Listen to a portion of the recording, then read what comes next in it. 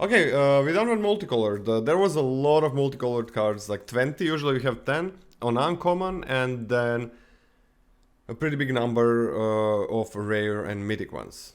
So they're kind of trying to get the two-color thing going. Would be really nice if there was more splash sources, but I think they're enough to make some three-color deck works. Sorry, some three-color deck work. Decks, man, my English is horrible. So yeah, a little bit more splashing would be really nice. Green is gonna be okay in that department, Simic as well with the uncommon, but other than that, I think they're pushing for the two-colored combinations without much splashing. How is can you send me the thing? Because how is this sorted? Can you send me the thing that you're using? Okay, this is sorted by just by number.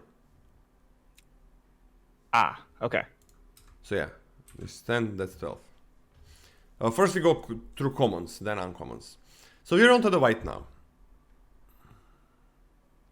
It's not even sorted by number, because then Candle Grove Witch would be first. On common? Yeah, on common. That okay? That's something became weird. Just 1 second. Let me check one thing.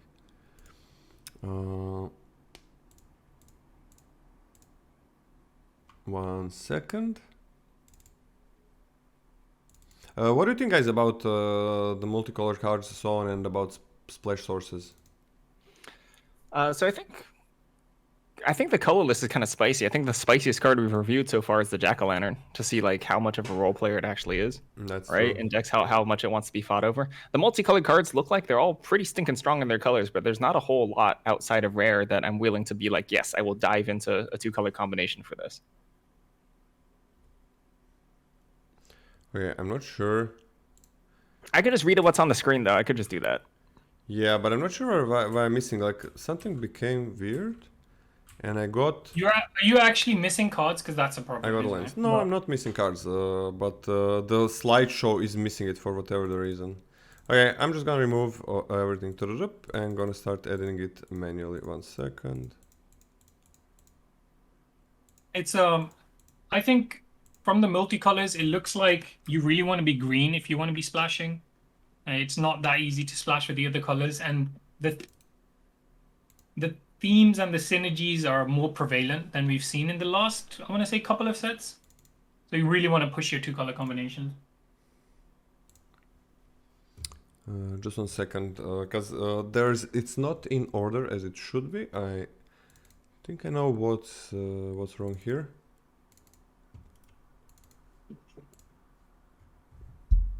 Okay.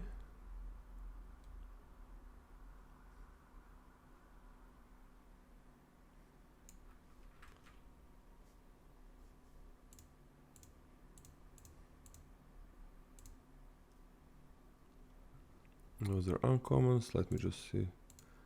1 second.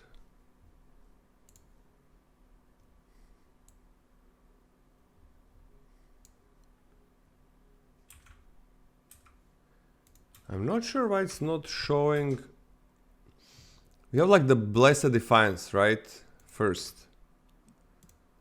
Right, Scotty? The Blessed Defiance should go first. Let me just see if we have it. Yeah. Blessed Defiance is technically number first in common. Yes. Should be Blessed Defiance. We can do it if it's too much effort. Lola, we can just do it by whatever. There you go. Yeah, it's kind of weird. I don't know why it's. Just saw it. I just saw Blessed Defiance. Yeah, but I don't know why it's not ordered correctly. It really makes no sense. I guess it's Can you reorder it? Streamlabs. Quickly? What? Can you reorder it quickly in your folder? It is it is ordered as it should be in the folder. It's just the Streamlabs, the OBS is a little bit weird. The OBS is just weird. I don't know. It's ordering this differently. Can we do it like this then? Oh, and the pictures are too small. I'll just read it. I'll just read whatever is on the screen. It's fine.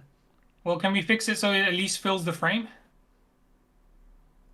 And oh, it's about the Scryfall, I think.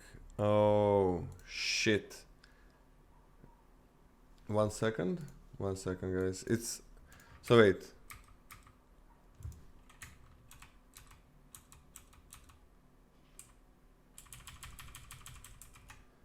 Just a second. I think it's about the Scryfall. Oh, yep.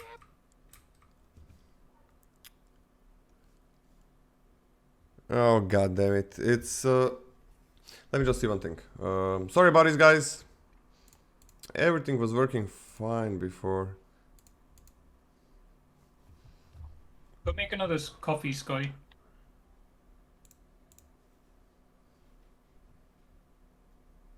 You got plenty of time.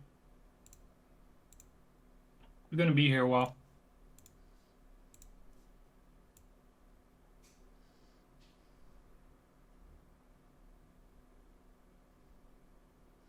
Okay, just gonna make this a little bit bigger.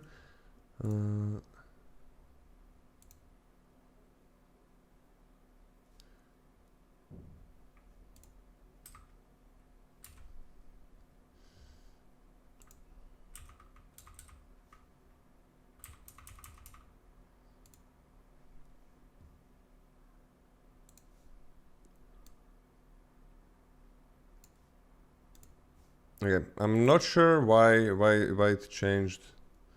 Why it changed the colors? Gonna try to adding it one more time, and I guess we're gonna have to do it in a different order then.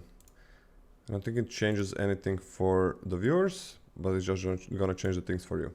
Yeah, it just loads the Qatar commando for no real reason first.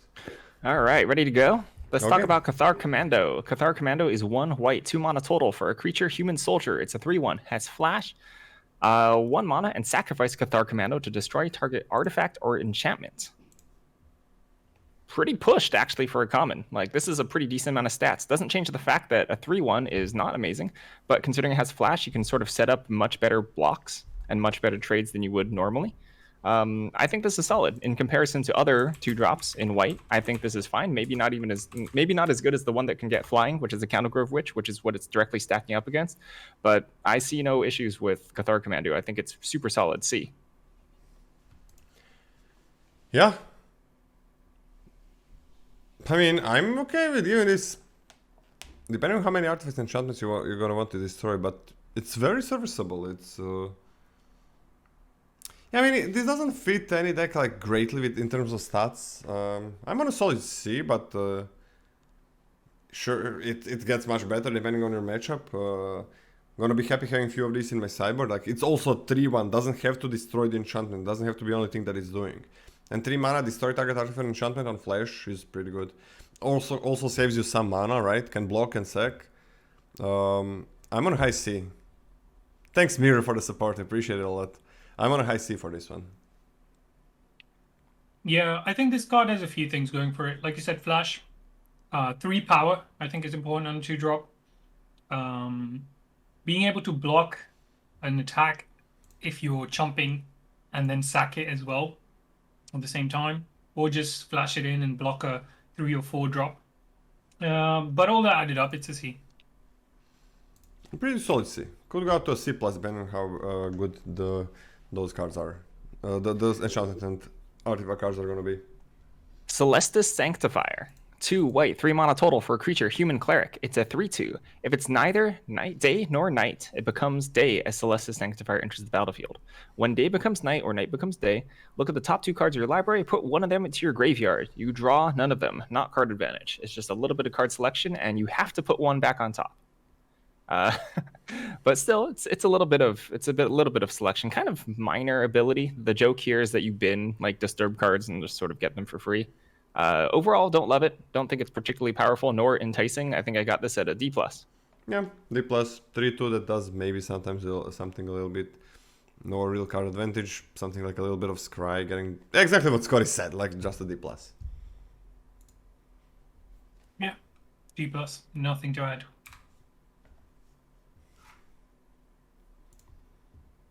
By the way, Scotty, this is in order, but it just starts from the Cathar, right? So you can read from Okay. the order. Sure.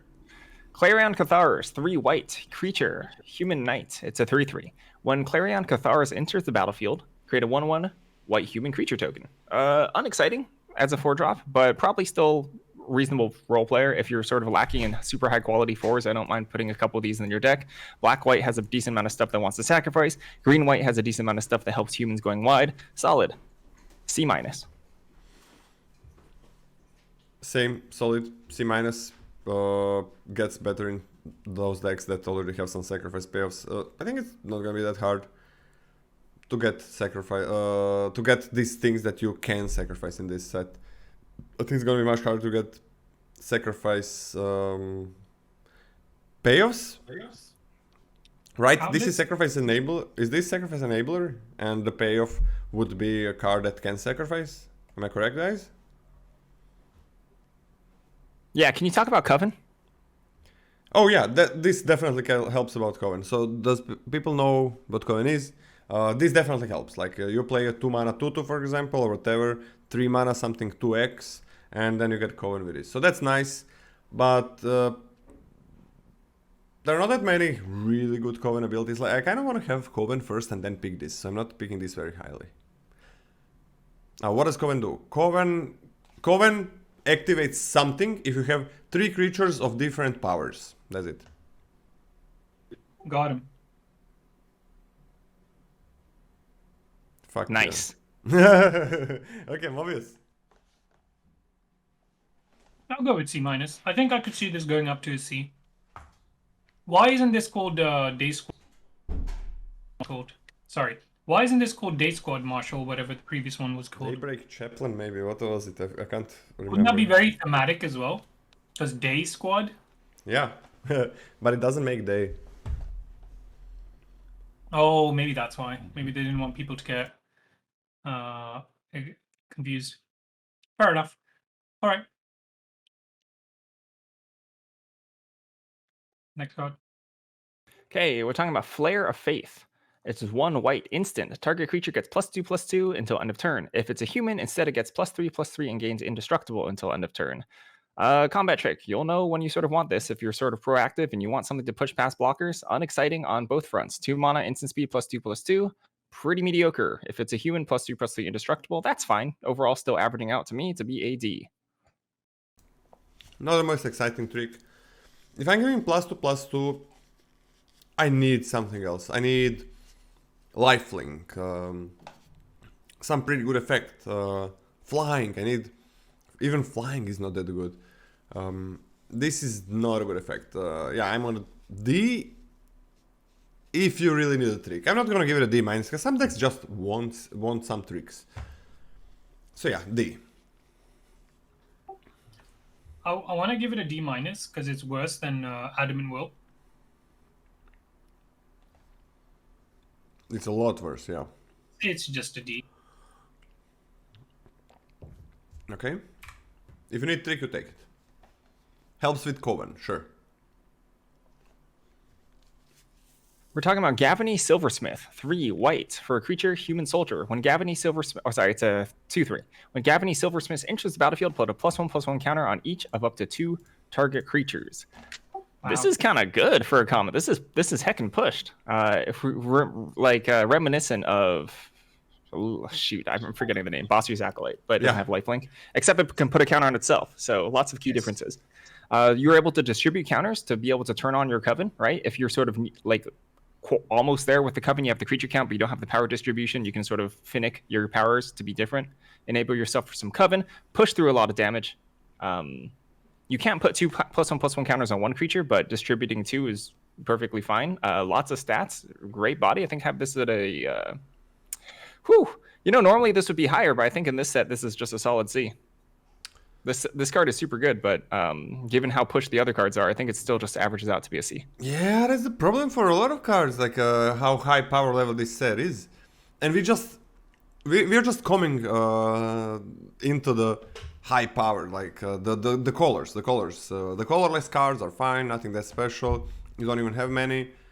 Multicolored are good in their colors as always, but commons are like there. That's why I think a lot of the multicolor cards, since Scott is giving this a C, like, is there any set in the last 4 sets that you would not give this at least a C+, Scotty?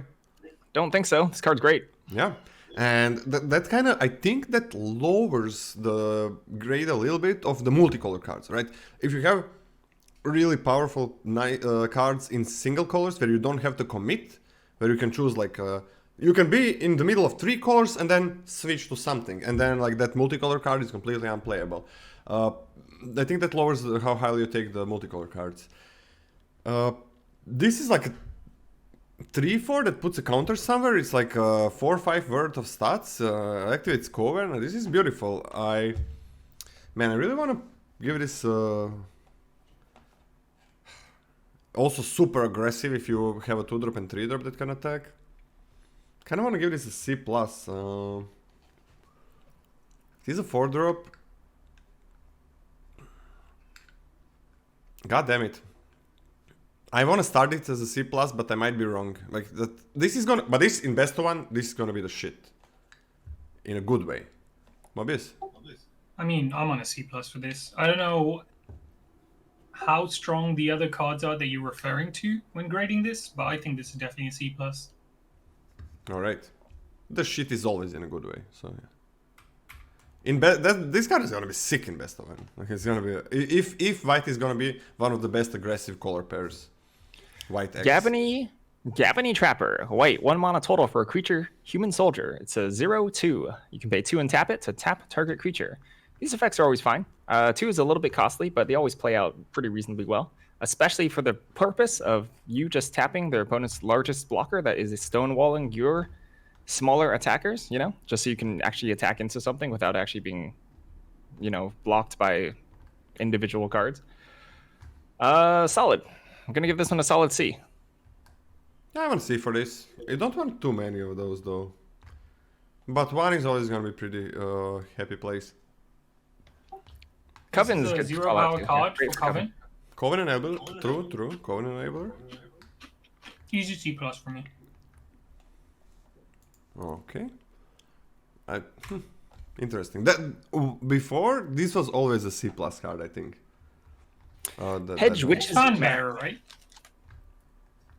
Hedge Witch's Mask. It is Fanbearer, yeah. Hedge Witch's Mask. White for an artifact equipment. Equipped creature gets +1/+1. Equipped creature can't be blocked by creatures with power 4 or greater. Equip 2. Relatively low impact card. Equip 2 is sort of costly for any sort of minor effect. Being able to toss it around is a lot harder. I don't think there are any necessarily huge payoffs in this set for equipments. However, you know, the obligatory Coven mention. Don't love it. I think this is a D. I hope to be wrong, but this just does not read well to me. I mean, the cool thing about this is you put it on something that has 4 toughness, and all of a sudden it cannot be killed. Well, double blocked. Oh yeah, it can still be blocked by. God damn it! Oh no, I mixed up. Shy card. I mixed it up. I thought it's 1 creature. Why did I think that? Yeah. It has better effect than Short Sword, but Short Sword is nothing special ever, and this costs 2 to equip. Yeah, I'm at a D as well. Bah. Next one? I'm a D-. Uh-huh. Nothing to say except don't play this card. Probably gonna find someplace, but I really don't see it yet, what place it is.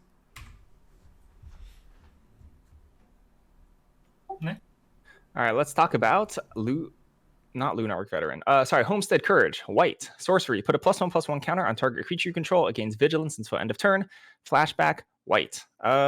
This is surprisingly a little better than it looks, I think.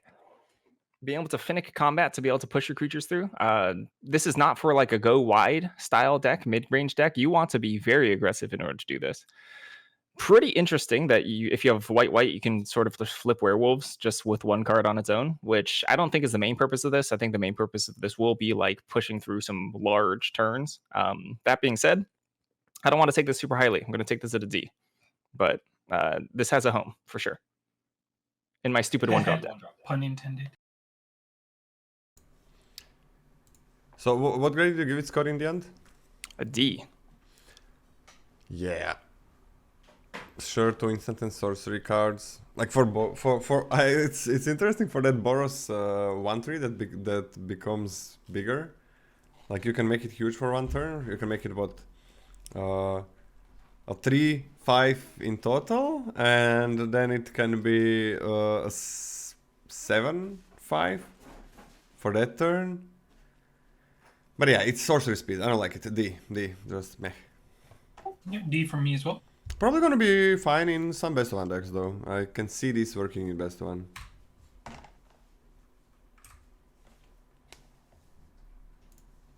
Okay, let's talk about Lunarch Veteran, white. For a creature, human cleric, it's a 1/1.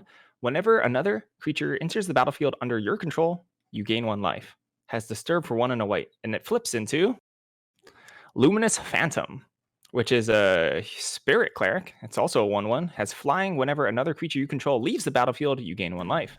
If Luminous Phantom be put into the graveyard from anywhere, exile instead. This card, I think, would actually be pretty stinking powerful in some sets. In this set, it's a little bizarre in terms of what it wants to be doing, because you're not actually getting a whole ton of value on either side. It has to be a matchup where like the gaining life is actually relatively impactful, which from what I've seen from the set isn't really the case. Gain life does nothing. Yeah, like you can gain like bits of Except life gain here, life. and it's whatever. Powerful card in some contexts. I don't think that context exists in this set. I'm gonna give this a D+. Yeah, I'm also on a D+. I mean, it depends, like, but... Oops. It's a 1/1 that becomes 1/1. It's always a 1/1. Sure, it's a nice sec target, but there are enough sec targets. It kind of doesn't do a lot on its own. I'm still on a D+. It is gonna gain you some life, maybe prolong a game a bit, block a bit.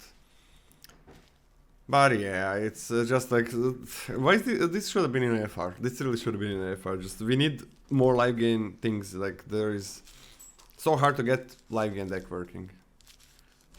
What about you, Mobieus? Same D+, not much to say, except it's, like you said, mediocre in this set compared to whereas in other sets it would be comparatively better. I really wish. I really think this card is gonna go down for all of us, like to a D or something. But we're gonna see. Let's talk about Morning Patrol. Not like daytime, but like with a U.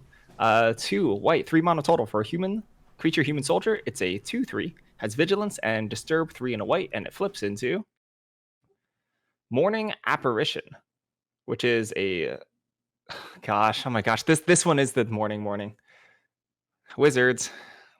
It's a creature, W. spirit soldier. This one's a 2/1 with flying and vigilance. If Morning Apparition we put it into the graveyard from anywhere, exile instead, just so you can't loop it infinitely. I would be perfectly honest. Actually, sorry, for some reason I thought this was a 4-drop when I was originally reading it. This is not terrible. A little bit of value, not incredibly exciting. I'm gonna put this at a solid C. Yeah.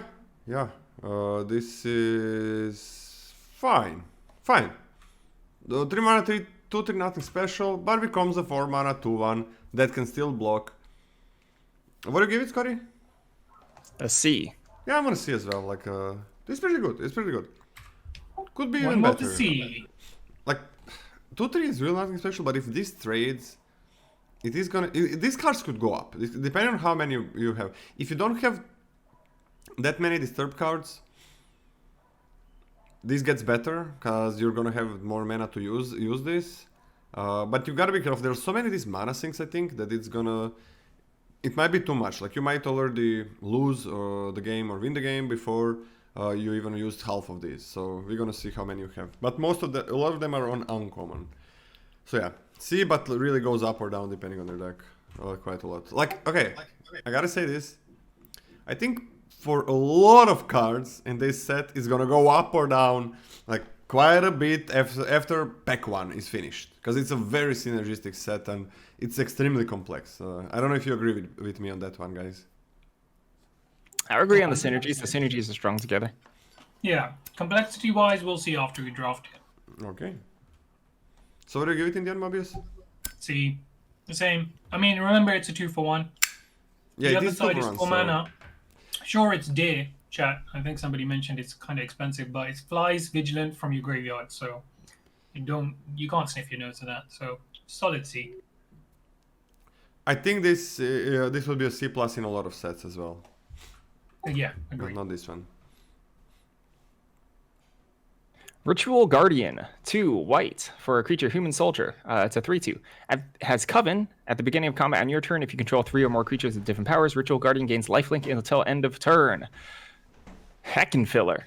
Compared to the rest of the stuff we've been seeing, heckin' filler. Not even remotely interested in picking up like a ton of these. I'm gonna have this one at a D. D, pretty shit. Yeah, D, move on. What the hell is this Coven payoff? I mean, it's not that easy to get Coven, and then you get a 3/2 lifelink. Yes. Let's talk about Search Party Captain. 3 white for a creature human soldier. It's a 2/2. This spell costs 1 less to cast for each creature you attacked with this turn. When Search Party Captain enters the battlefield, draw a card. Oi, if you attack with 1 card, if you attack with 1 creature, you just curve out. This becomes a 3 mana draw card. Or rather, on turn 2, you drop a 2-drop, then you cast this on turn 3 after attacking with 1 thing. Wowzers. Last pack, or last set, AFR, Priest of Ancient Lore, was a 3 mana 3/1, draws a card, gains a life. That was the best white common, in my opinion. It's amazing. This card is stinking good. This card is stinking good. I'm going to put this one at a C+, and probably one of the front runners for best white common.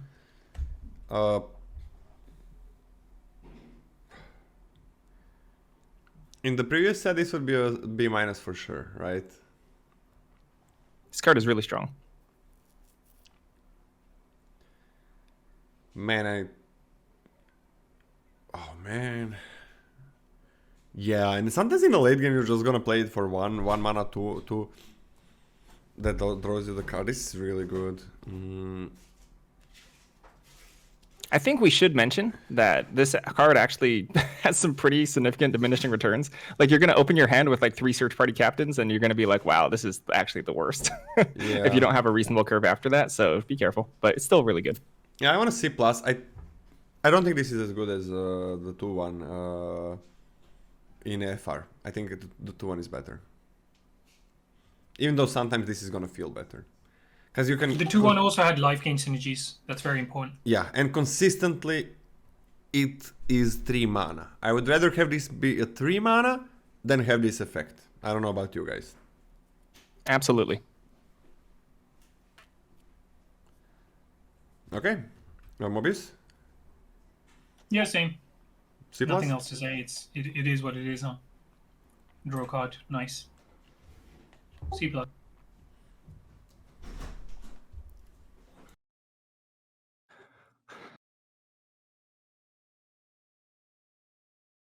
Let's talk about Soul Guide Gryph. 4 white, 5 mana total for a creature, Hippogriff Spirit. It's a 3/4 with flying. When Soul Guide Spirit enters the battlefield, exile up to 1 target card from a graveyard. 3/4 for 5 mana is always a pretty stinking impressive stat line. Flying, great keyword, never underestimate it. Incidental graveyard hate, sure, I'll take it. Solid common, still C. What? This is... 5 mana 3 for flying is impressive stat line? That's an impressive stat line. Prize Griffin was an impressive card. No, it wasn't. I don't think... Wait, in what set was Prize Griffin? In World Spark? Eldraine. Eldraine. 3/4 flying is always pretty solid stat line. I don't think 3/4 flying is almost ever a solid stat line. Maybe But not World- for 5. Yeah, for 5. I think that's never a solid. That's just a normal stat line. That's like a... In a bad set, it's a C. Like in M19, this is a C. Like in a weak set. Sure, you know what? I adjusted all the other cards down, so I should be fair. This one's a C-. And I think that this is never a C in any new set in the last, I don't know, year or something. I think this would be a solid C in most of the sets in the last year. Not this one. I'm going to go C-. Okay, I'm also on a C-. Removing one flashback or disturb card, hopefully, is fine. Yeah, C- is good for this. AFR it would definitely not be a C. Because you have so many 5 drops that are all similar, or some is a little bit better than the rest. Like in AFR it would be even lower than in any set, really.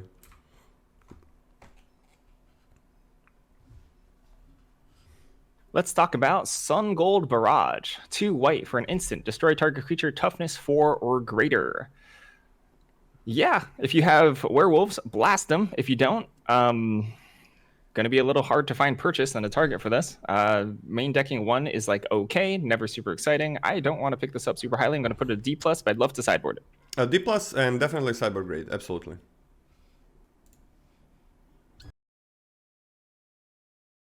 D+ and sideboard grade done.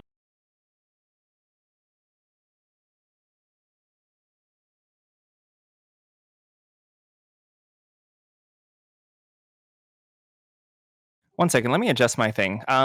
So I think this has been going on the entire set review, but you can hear the push to talk on the stream, right? Like the whole beeping stuff. And I just noticed it, and that must be heckin' annoying. So I think I'm gonna turn off my push to talk. Give me a second. Wait, I can't hear it. I can hear your push to talk, Mobius. It's because we're not listening to the stream and we're listening to Discord. So obviously you don't hear on Discord. I'll turn mine off as well. I only just turned it on because I was eating a bit, but I'll get rid of it. Sure. Okay. Cool. Let's talk about. Okay. Well, now I definitely ruined it. Sorry. I'm really sorry. I just ruined it for everybody. I didn't. Those who didn't notice it before now definitely notice it. My bad. Yeah, I didn't hear it at all, but okay. Oh gosh. Okay. Throbbing Exorcism. 1 white instant. Exile target spirit creature with this. Sorry. Exile target spirit creature with disturb or enchantment. Yeah, I hate this. This is like more niche than Sun Gold Barrage. D-, sideboard check. F, sideboard. Great, yes. You know what are spirits? Spirits are the... Who am I kidding? Yeah, F. Yeah. Spirits are almost always things that... But we're still okay for sideboard, yeah? Yeah, okay with the sideboard. Man, we are very similar with these grades so far on... I mean, they're very straightforward cards, so I'd be... Except for that one flying hippogriff, where Scotty just hadn't lowered his grade a little bit to compensate for the power level of the set. I mean, it's very straightforward so far. We haven't seen anything complicated, not like the gold cards, so... Let's talk about Unruly Mob. Unruly Mob is 1 white, 2 mana total for a creature human. It's a 1/1. Whenever another creature you control dies, put a +1/+1 counter on Unruly Mob. Subject to being how strong it is, whether or not you draw it at the right time. So it's a little bit restrictive in terms of when you draw it. You have to draw in the right order. Conditional based on other stuff. And also you have to have a pretty stinking...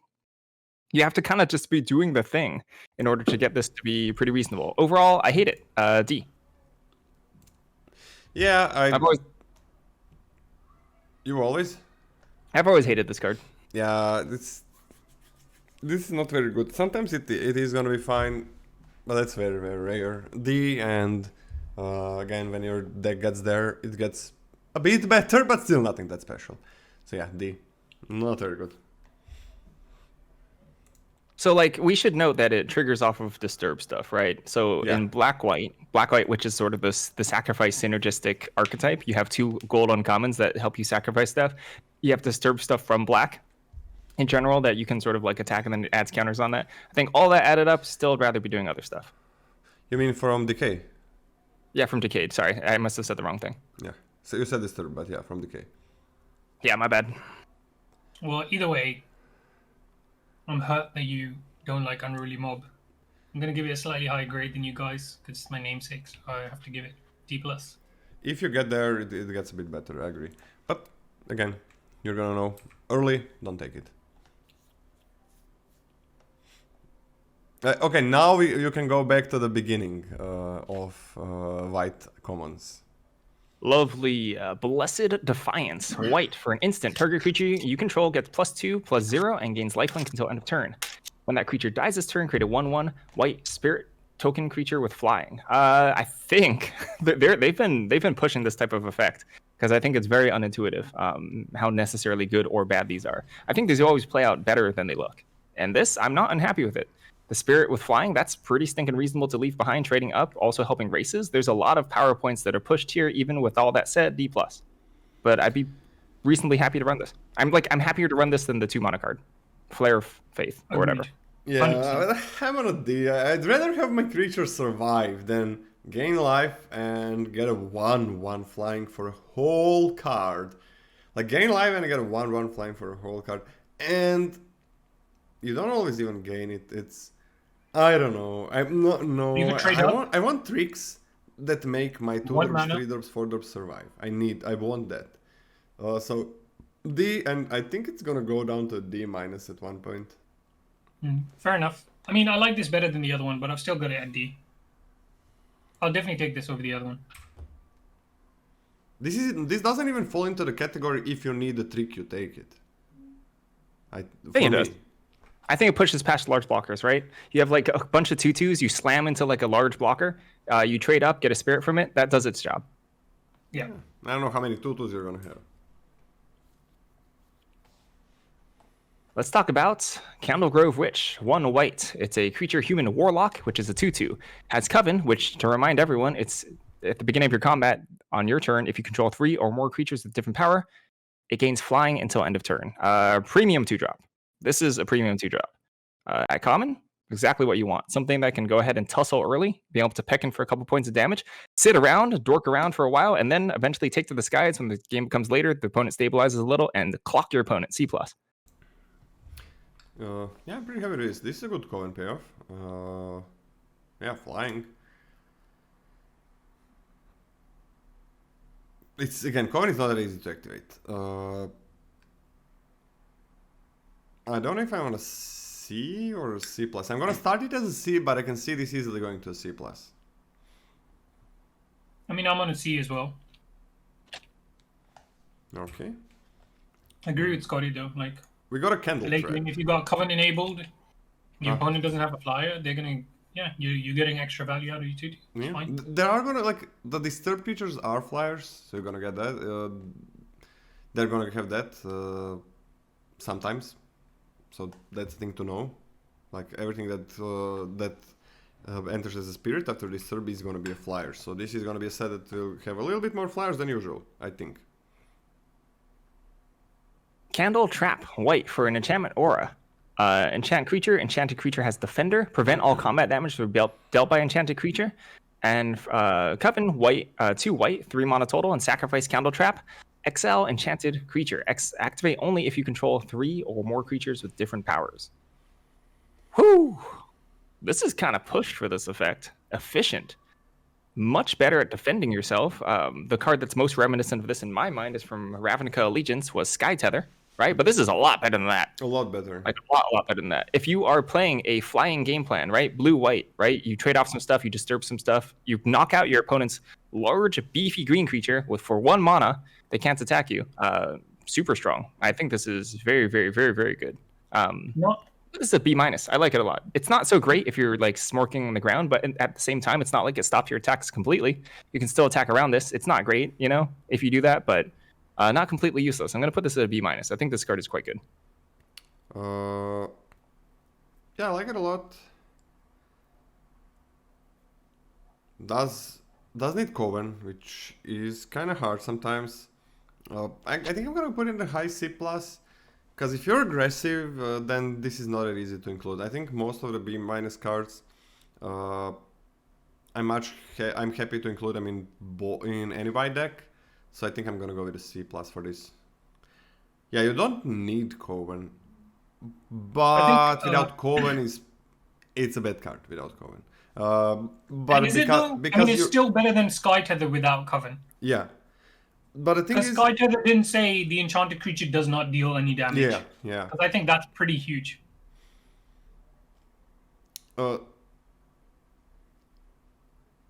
Prevent all common damage that would be dealt by enchanted creature, not to enchanted creature. Yeah. It's So maybe you're missing that bit. It doesn't require Coven, but if you don't get Coven, it's not that good. But you're gonna get Coven at one point, hopefully. So still like a high C, solid C+, solid C+ for me. I'll go B-. I'll go Sky Train. I think this is very pushed, like you said, compared to Sky Tether. I mean, Yeah. even if you never get Coven, it's still better than Sky Tether. I think it's huge, the fact that their blocker now, their defender, can't do anything. Sorry, I should say that the Candle Trap doesn't knock out the opponent's flying. So if you put it on a flyer, then Yeah. it still blocks flyers. Sure, which that's is- the only difference, isn't yeah. it? Really, yeah. Which is pretty big, actually. Okay. But again, the difference there is if you have two small flyers, which you might in white, their one big flyer isn't going to block either of them. Sure. Well, it's going to block one of them, whereas well, with Sky Tether, it wouldn't block either of them, Yeah. but then it would block your ground completely. And you If it was a can big card. you big can put creature. this and swing with a lot of your creatures that otherwise would die to something that had defender. Yeah, Got Just it. one thing to know that's what I about tried. one thing to know about a 3/4 that the Scotty was a bit higher on is that it does block basically almost any creature Other with flyer. disturb. Yeah, almost any creature spirit that entered as disturbed on the flip side. So that's an interesting thing about bigger flyers in this format. Sure. All right, that's all the comments done. Oh, we done with all the Comments. comments. Okay, those are the most important cards in white. What do you think, guys? Well, I mean, Strong. uncommons count as well. What? Uncommons count as well, right? We should reserve judgment until we see the uncommons. Okay, sure. Did you say strong, Scotty? Strong. yeah, pretty good. Looking pretty good. Uh-huh. I think you should, yeah. Well, let's wait to see the other colors, because let's not get too excited by white. Well, I'm very excited that we Cathars- are not getting any more like super vanilla creatures, and this already seems a lot more complex and Yeah, interesting. I think playtesting has finally realized there's no need to put stupid filler creatures in the set. There's no need. Yeah. Why do it? Yeah, there's really no need.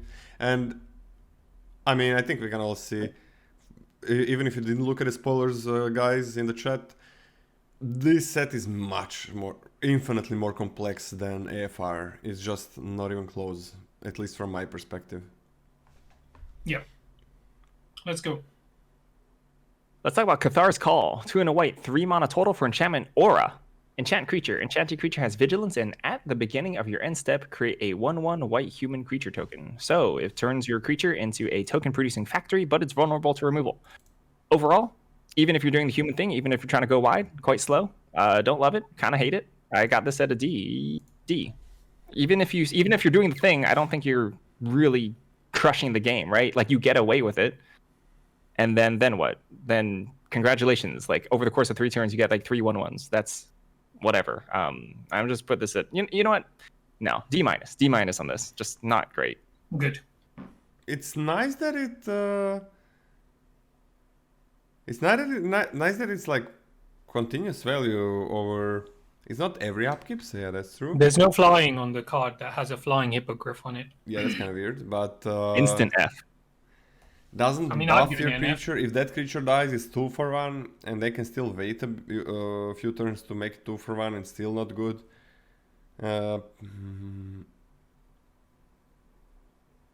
If you got 2 of them, it would be insane value. I mean, it's pretty good to make 2 1/1s every turn. Huh.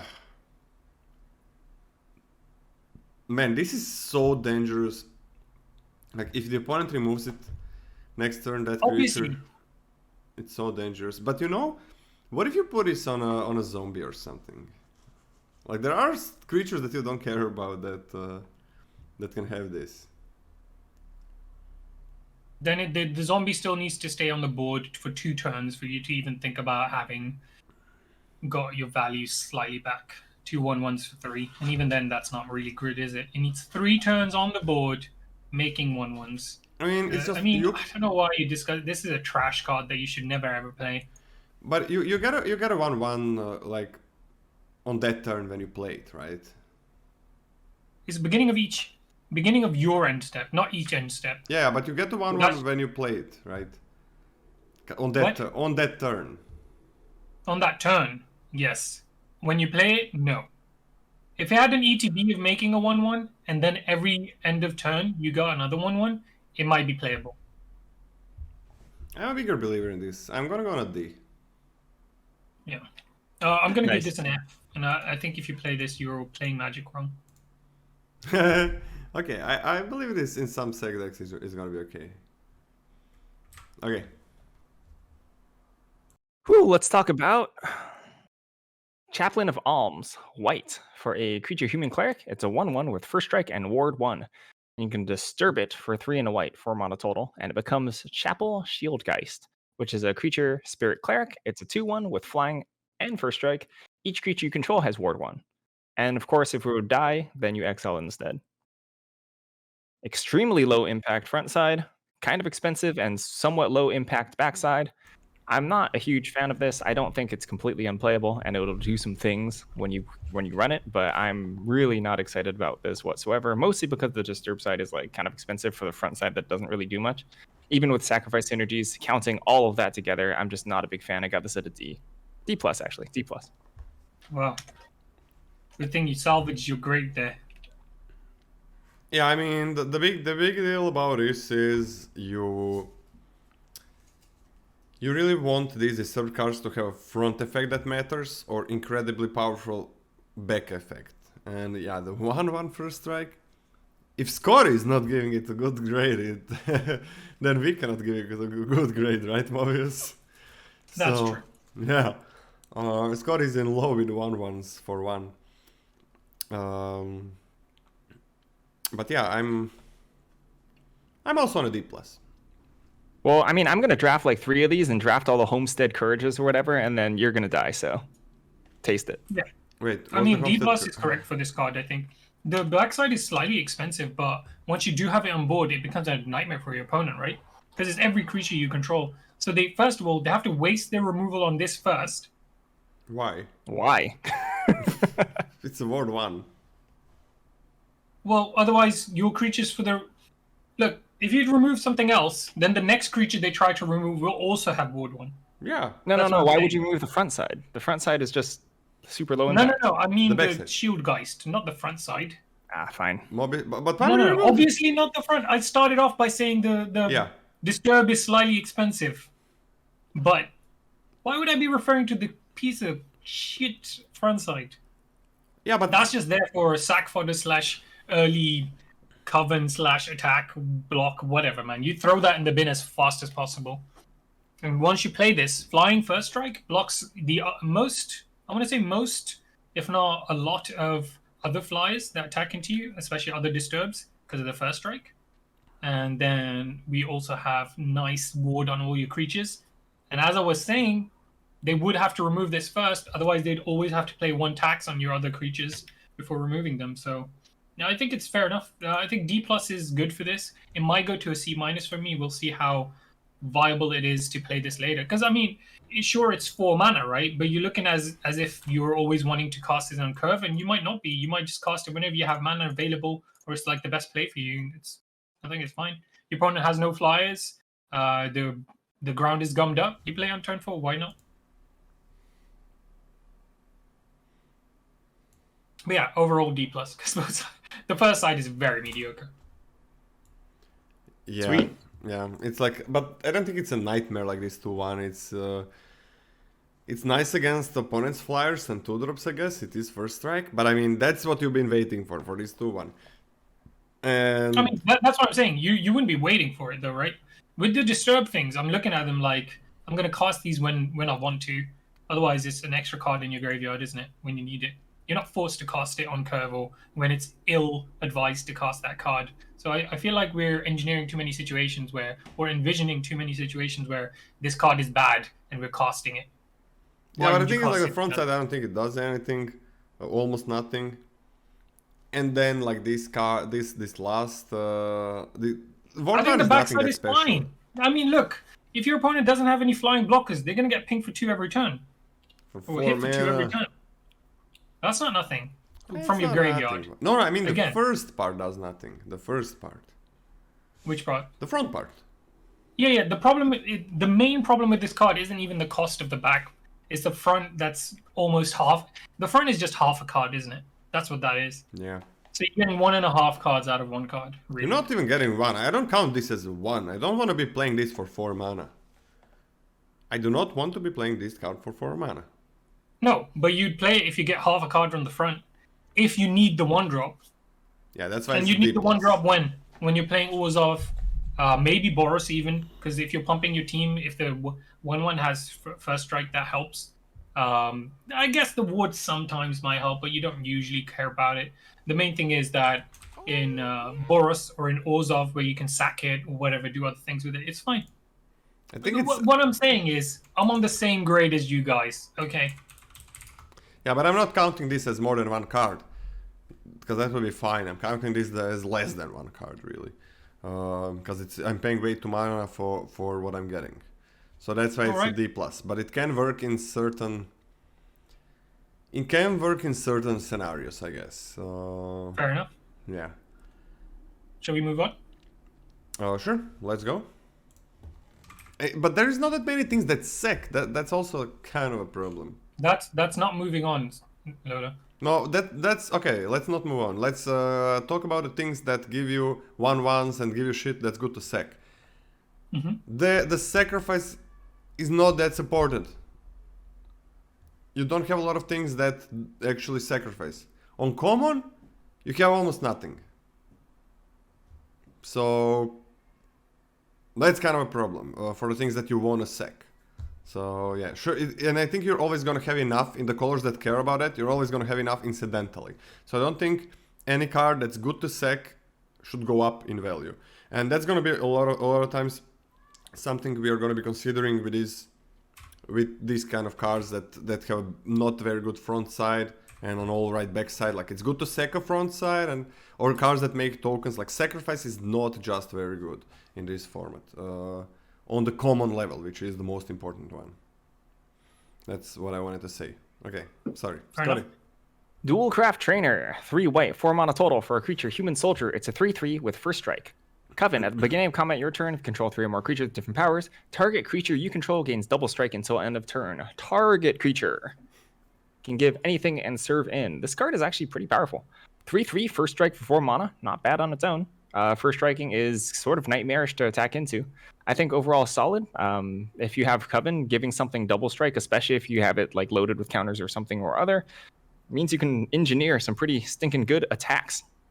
I like it, decent amount, but 4-drop, don't want a ton of them. Overall, the 4-drops are really stinking solid. Got this at a C. I'm actually gonna put this on a B-, and when you get a deck that works with Coven, like double strike to a creature, if you're gonna be going a little bit wider, like your biggest creature getting double strike on attacks, if it has trample maybe, I really like this card. I'm gonna put it on a B-. I think it's gonna be amazing. I'll do the classic thing and go in the middle. Plus seems good for this. Yeah. I think, like you said, double strike is nothing to sneeze at. At base, this is a 4-mana 3/3 first strike, which is serviceable, right? It's not quite filler, but it's almost filler. And then if you're activating Coven, if you have 1 evasive threat, oh my gosh, that's just a beating, right? Any kind of combat tricks, just make it crazy as well. Any kind of other pumps you do, yeah. Or Double strike is great. trample, menace, like big menace thing, or yeah. Hey, fine, I'll go C+. What do you give it, Scotty? I'll give it a C+. I'm sold. Okay. Let's move on. Let's talk about Gavany Dawnguard. 1 white. Oh, nope. Just kidding. Let's talk Ambitious. about Ambitious Farmhand. Ambitious Farmhand. 1 white, 2 mana total for a creature human peasant. It's a 1/1. When Ambitious Farmhand enters the battlefield, you may search your library for basic planes, reveal it, put it into your hand, then shuffle. Coven, 1 white, transform Ambitious Farmhand. On the flip side, it transforms into Seasoned Cathar, which is just a 3/3 with lifelink. Wow. Heck yeah. Heck yeah. Even the 1 white cost to flip it is mitigated by the fact that this kind of helps you fix for additional white cards. Solid. Everything about this is super great. This is the card I kind of want to be sacrificing, because if you sometimes you just get a 3/3 out of it, but you just get value immediately. Love it. Absolutely love it. I mean, like you can sacrifice if you're not going to get to the Coven, but yeah, it does have some pretty decent value later. Yeah. I got it to B-. This isn't Disturb, it's Coven. Yeah. So be careful of that, chat. What do you give it, Scotty? B-. B minus as well. Love, love, love this card. This is amazing. You guys don't think this is a B? No. Nah. It fixes it not fixes. Well, it gives you a land on turn 2 when you need it. You can keep a 2-lander with this in hand very, very happily. Like, that's the kind of thing I'm looking for, especially on Arena, because it cocks you so bad. Honestly, like, you've had 2 land handers, you know it, where you just don't draw a land for the next 8 to 10 turns. Like, it's just crazy. And getting to 3 lands is so much... It gives you so much of a better game than just being on 2. That the fact that your 2-drop is getting you the 3rd land, and the 3rd land is giving you a 3/3 with lifelink, this is a B for me. Yeah, but it's gonna be becoming a 3/3 a bit later, but it's still really good. You already got a land, and then... Yeah. And then you're gonna be having a 3/3 lifelink at one time. Mob, how much does does your tinfoil hat cost? That's good. That's good. Thanks, But, like, Alex. The 1/1 helps you get, again, 1 power is good to get to Coven, because then you need 2 and 3/4, which I think 2 is easiest to get.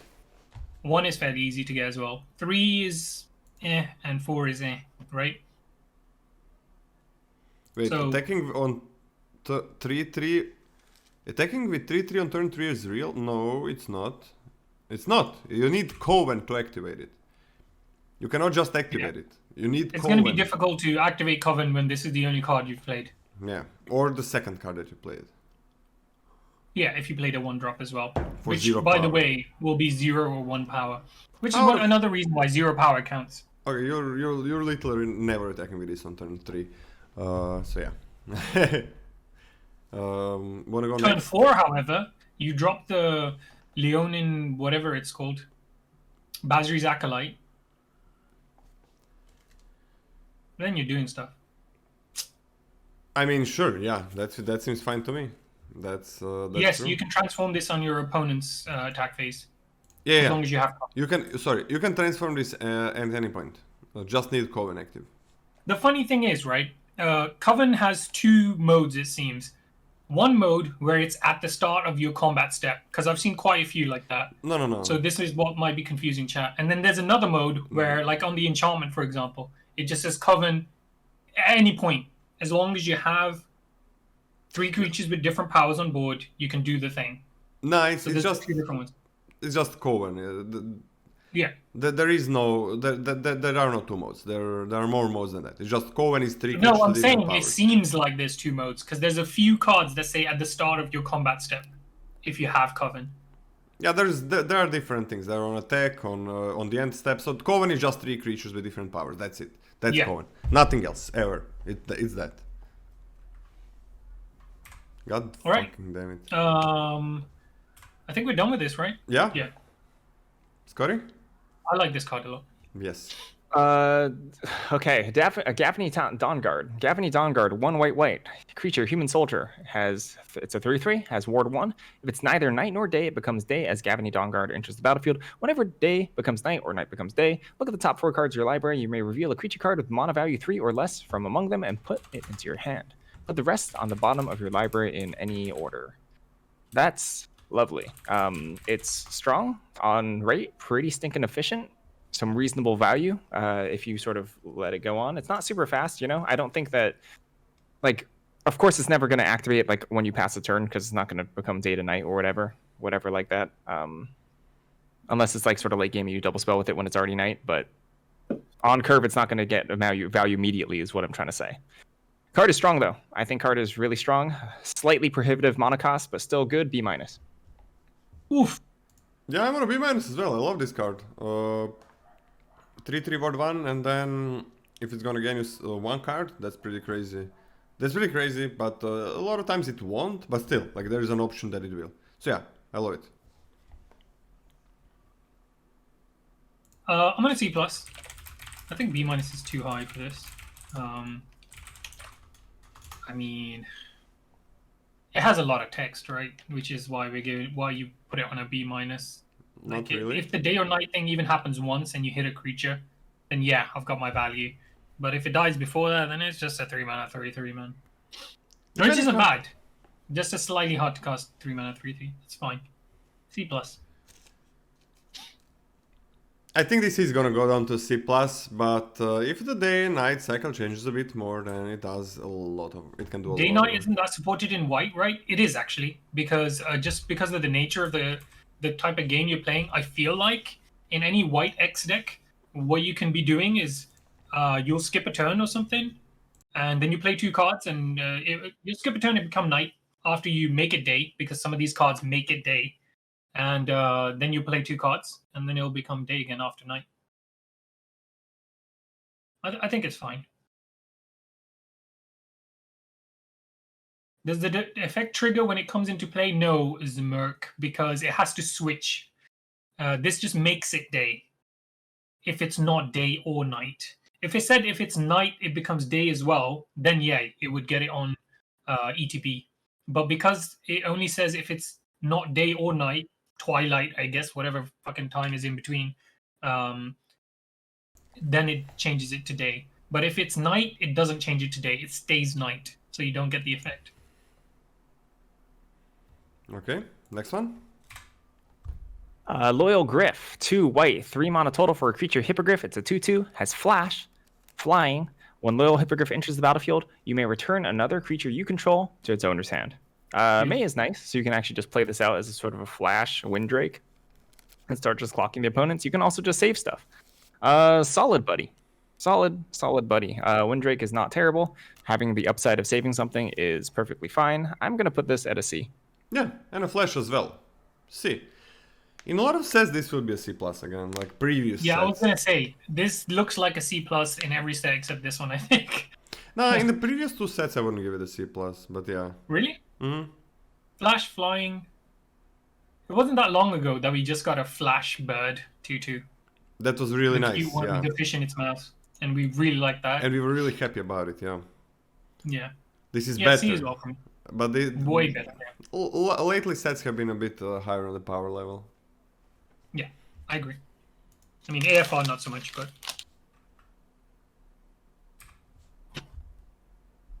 You're talking about Audric's Outrider? yes. Audric's Outrider, 3 white, 4 mana total for a creature human knight. It's a 2/4. Whenever Audric's Outrider or another creature you control dies, put a +1/+1 counter on target creature you control. All right, this might be my hot take. I think this is a little worse than it looks.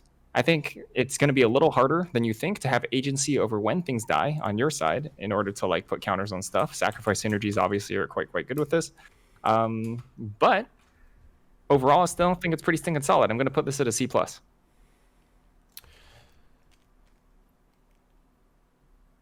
I mean, I really like this card, man. It's any creature. It's any creature. Well, you control, yeah. Yeah, you control, but... I mean...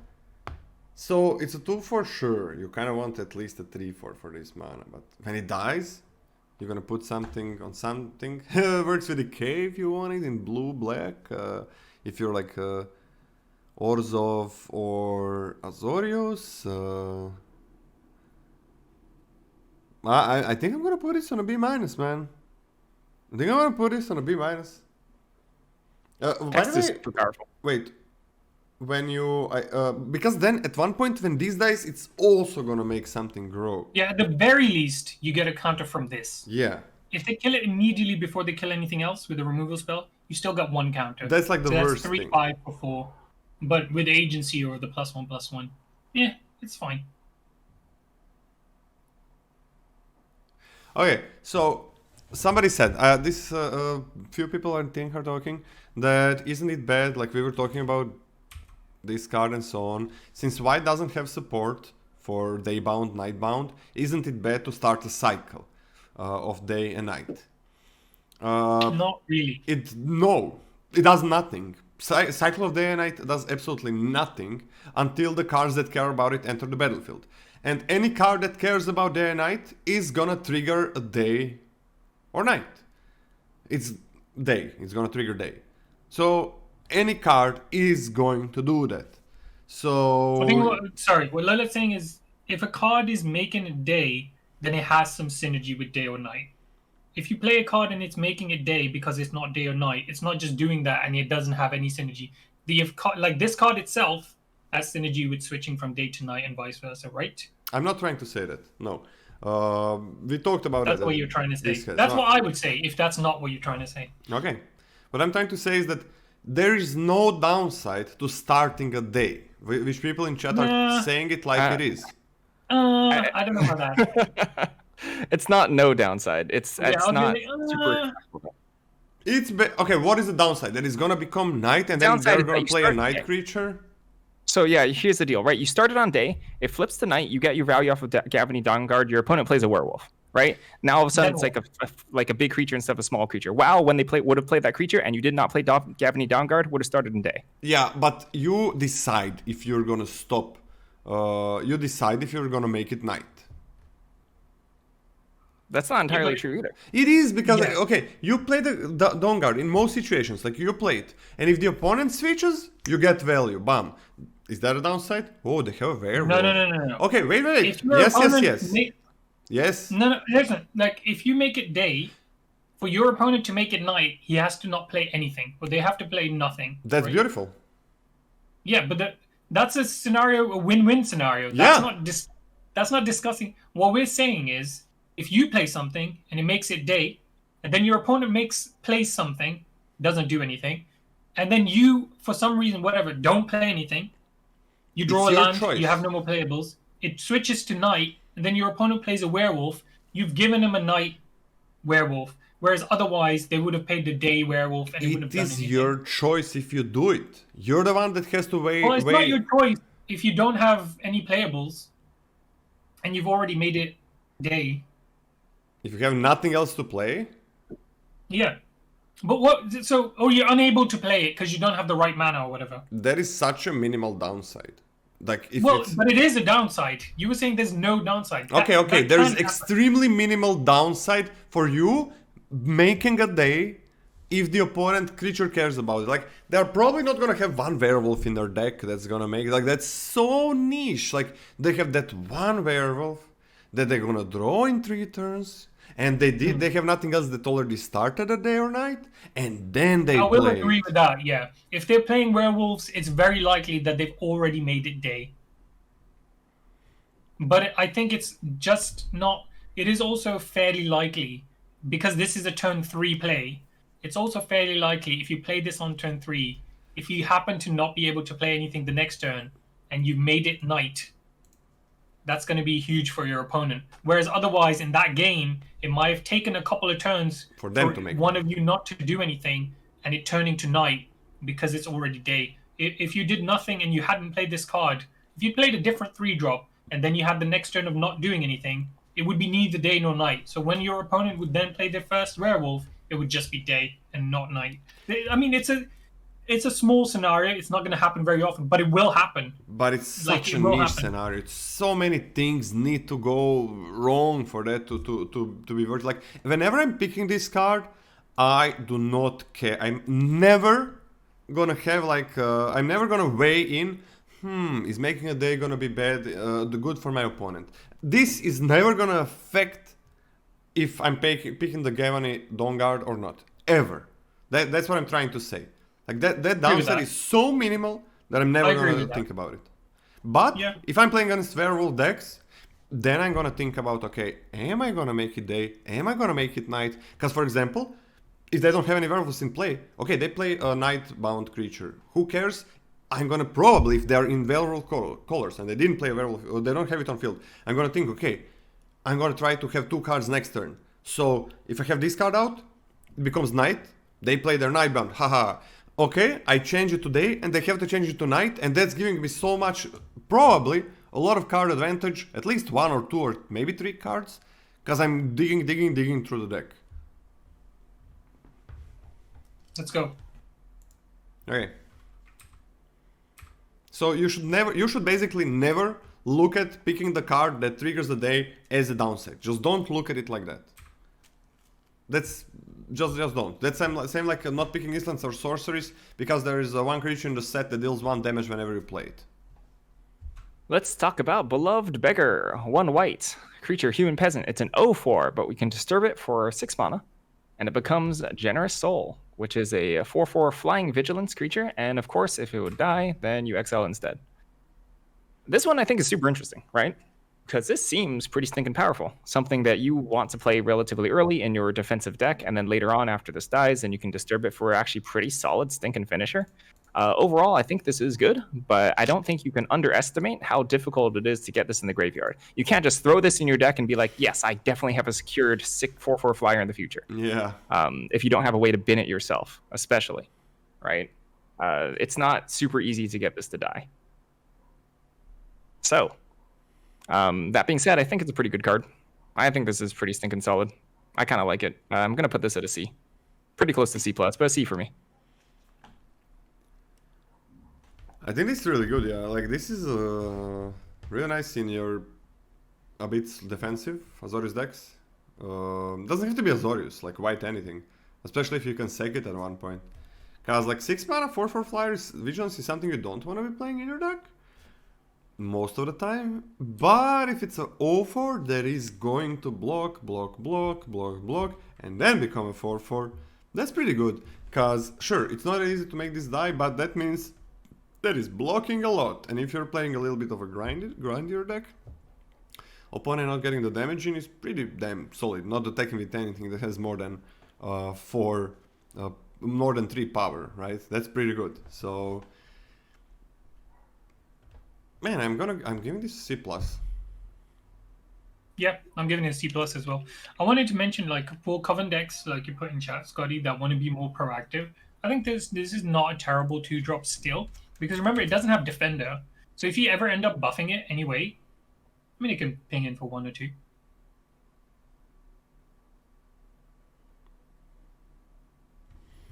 Yeah, 6 mana 4/4 flying vigilance is really nothing special. You can play it, but it's really nothing special. If that is what this card is, but this is just better. I feel like this card like fulfills the role of early 2-drop that blocks really well and late flyer that finishes the game for you really well. Like, I think together in one card, that's pretty good. One way or another, your opponent's going to have to deal with this card, right? They can't, unless they're flying over this, they can't not ever attack you for fear of you getting this in your graveyard, right? And that's aside from sacking this or discarding this or milling this yourself or whatever. Anyway, that's my 2 pence. I'm also giving a C+. What's the next card? Ritual I actually of don't know Hope. what's the rest of your list. Ritual of Hope, cool. Ritual of Hope, 1 white, 2 mana total for an instant. Creatures you control get +1/+1 until end of turn. Coven, if you control 3 or more creatures with different powers, creatures you control get +2/+1 until end of turn. Bam, a little bit of R&D insight on this one, right? Why is this not a common? Is the question you have to ask yourself. And because I think this effect is actually quite powerful in this set. Decayed zombies. Agreed. Reasonable amounts of things that leave behind bodies in white, right? Combined I don't total, get it. I think that's pretty stinking good. I don't get What's up? it. Same, what I don't you agree with get? you. I'm just agreeing with you. Okay, yeah. So overall, I think this could be a role player. I don't really want to pick this up early. Going to put it at a D+. I think there's going to be some decks where this is one of the scariest cards you have. Agreed.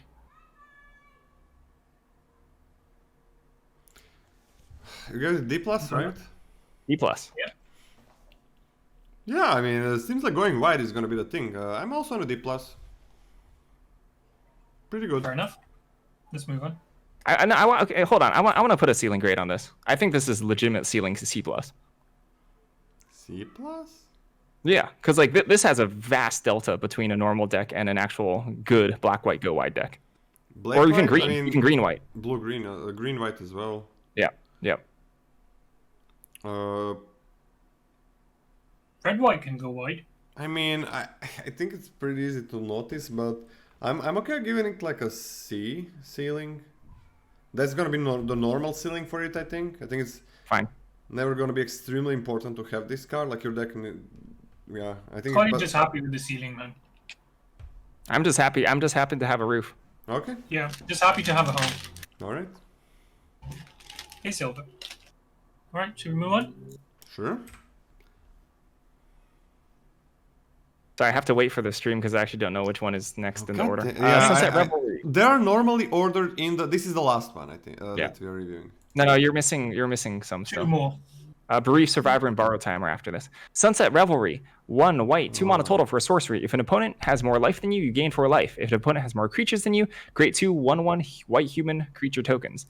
If an opponent has more cards in hand than you, draw a card. I like this one to talk about because this is not straightforward.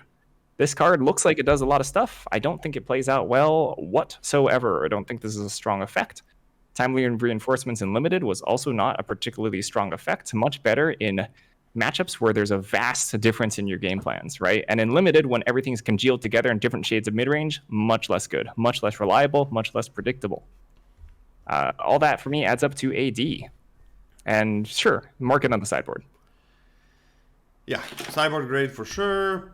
D, I guess, because it's never that exciting. Like if you're getting What are we sideboarding it for? Aggressive decks? being on the draw and playing against an aggressive deck, yeah. If I'm a slower deck and I'm battling against a hyper aggressive deck, this is an incredible card. Yeah, this becomes so good. But in a lot of situations, before that you're sure about that, it's so shit. There's the problem. What's your main grade? D? D. And yeah, just sideboard X. I like it in a sideboard, it's gonna do work. I agree. Seems fine. I mean, on the surface of it, this seems like a terrible card, but as a sideboard card, seems fine. C plus from the chat. C minus. Okay. Come on, guys. What the hell, guys? It doesn't do I mean, all these the thing effects. is, it's only one vote for each grade, so it doesn't really show us. But I mean, Right. no shame. I think it's not an easy card. Like it's not an Yeah, obvious it's card. pretty what it It does is on it. definitely not an easy card to evaluate. I agree completely. I hope we're totally wrong. I hope chat just crushes us. Wait 1 second. Let's talk about Bereaved Survivor. Sorry, 2 I'm white, sorry. 3 mana total for a creature human peasant. It's a 2/1. When another creature you control dies, transform Bereaved Survivor. So another creature, not itself, but becomes Dauntless Avenger. When Dauntless Avenger attacks, return target creature card with mana value 2 or less from your graveyard to the battlefield tapped and attacking. This card does a lot of stuff. There's a lot of text on it. I don't particularly love any of it.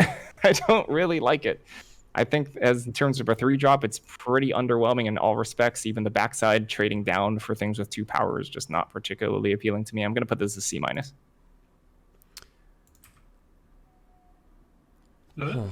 C minus? C-. Yeah, the problem is the 3 mana 2 one, right? I love the flavor of this card. What is the flavor? It's such a sweet card and it does so many things, but I don't think it's that good. The flavor is she's sad, and then she picks up the sword to avenge her whoever died. I'm assuming Cat. Wait, is there a sword in the front art? That'd be awesome. Let me see. Is it somewhere? I don't Gosh, see that it. would have been so sweet. If there's like a sword in the ground, she just picks it up and bam. avenge Bam. her. And what does it do? Like it raises that creature from the grave? That's okay. That part's kind of weird. No. I think that's meant to be like in spirit. She's taken up the mantle, which is why she's wearing a cape as well, of whoever the person who died. Yeah, but then she becomes a necromancer. Yeah. That's it. I don't Come on, know. man. The mantle, as in the power, as in they're tapped and attacking, so probably gonna die immediately. I don't know. It has some. It's like any creature control dice. That's not that hard. But then, like if you're waiting for that, it becomes a 3/2, and that 2-drop is attacking. So it's probably gonna die. Something is gonna like easily block it. This can bring back Flash Taker. Yeah, that's pretty cool.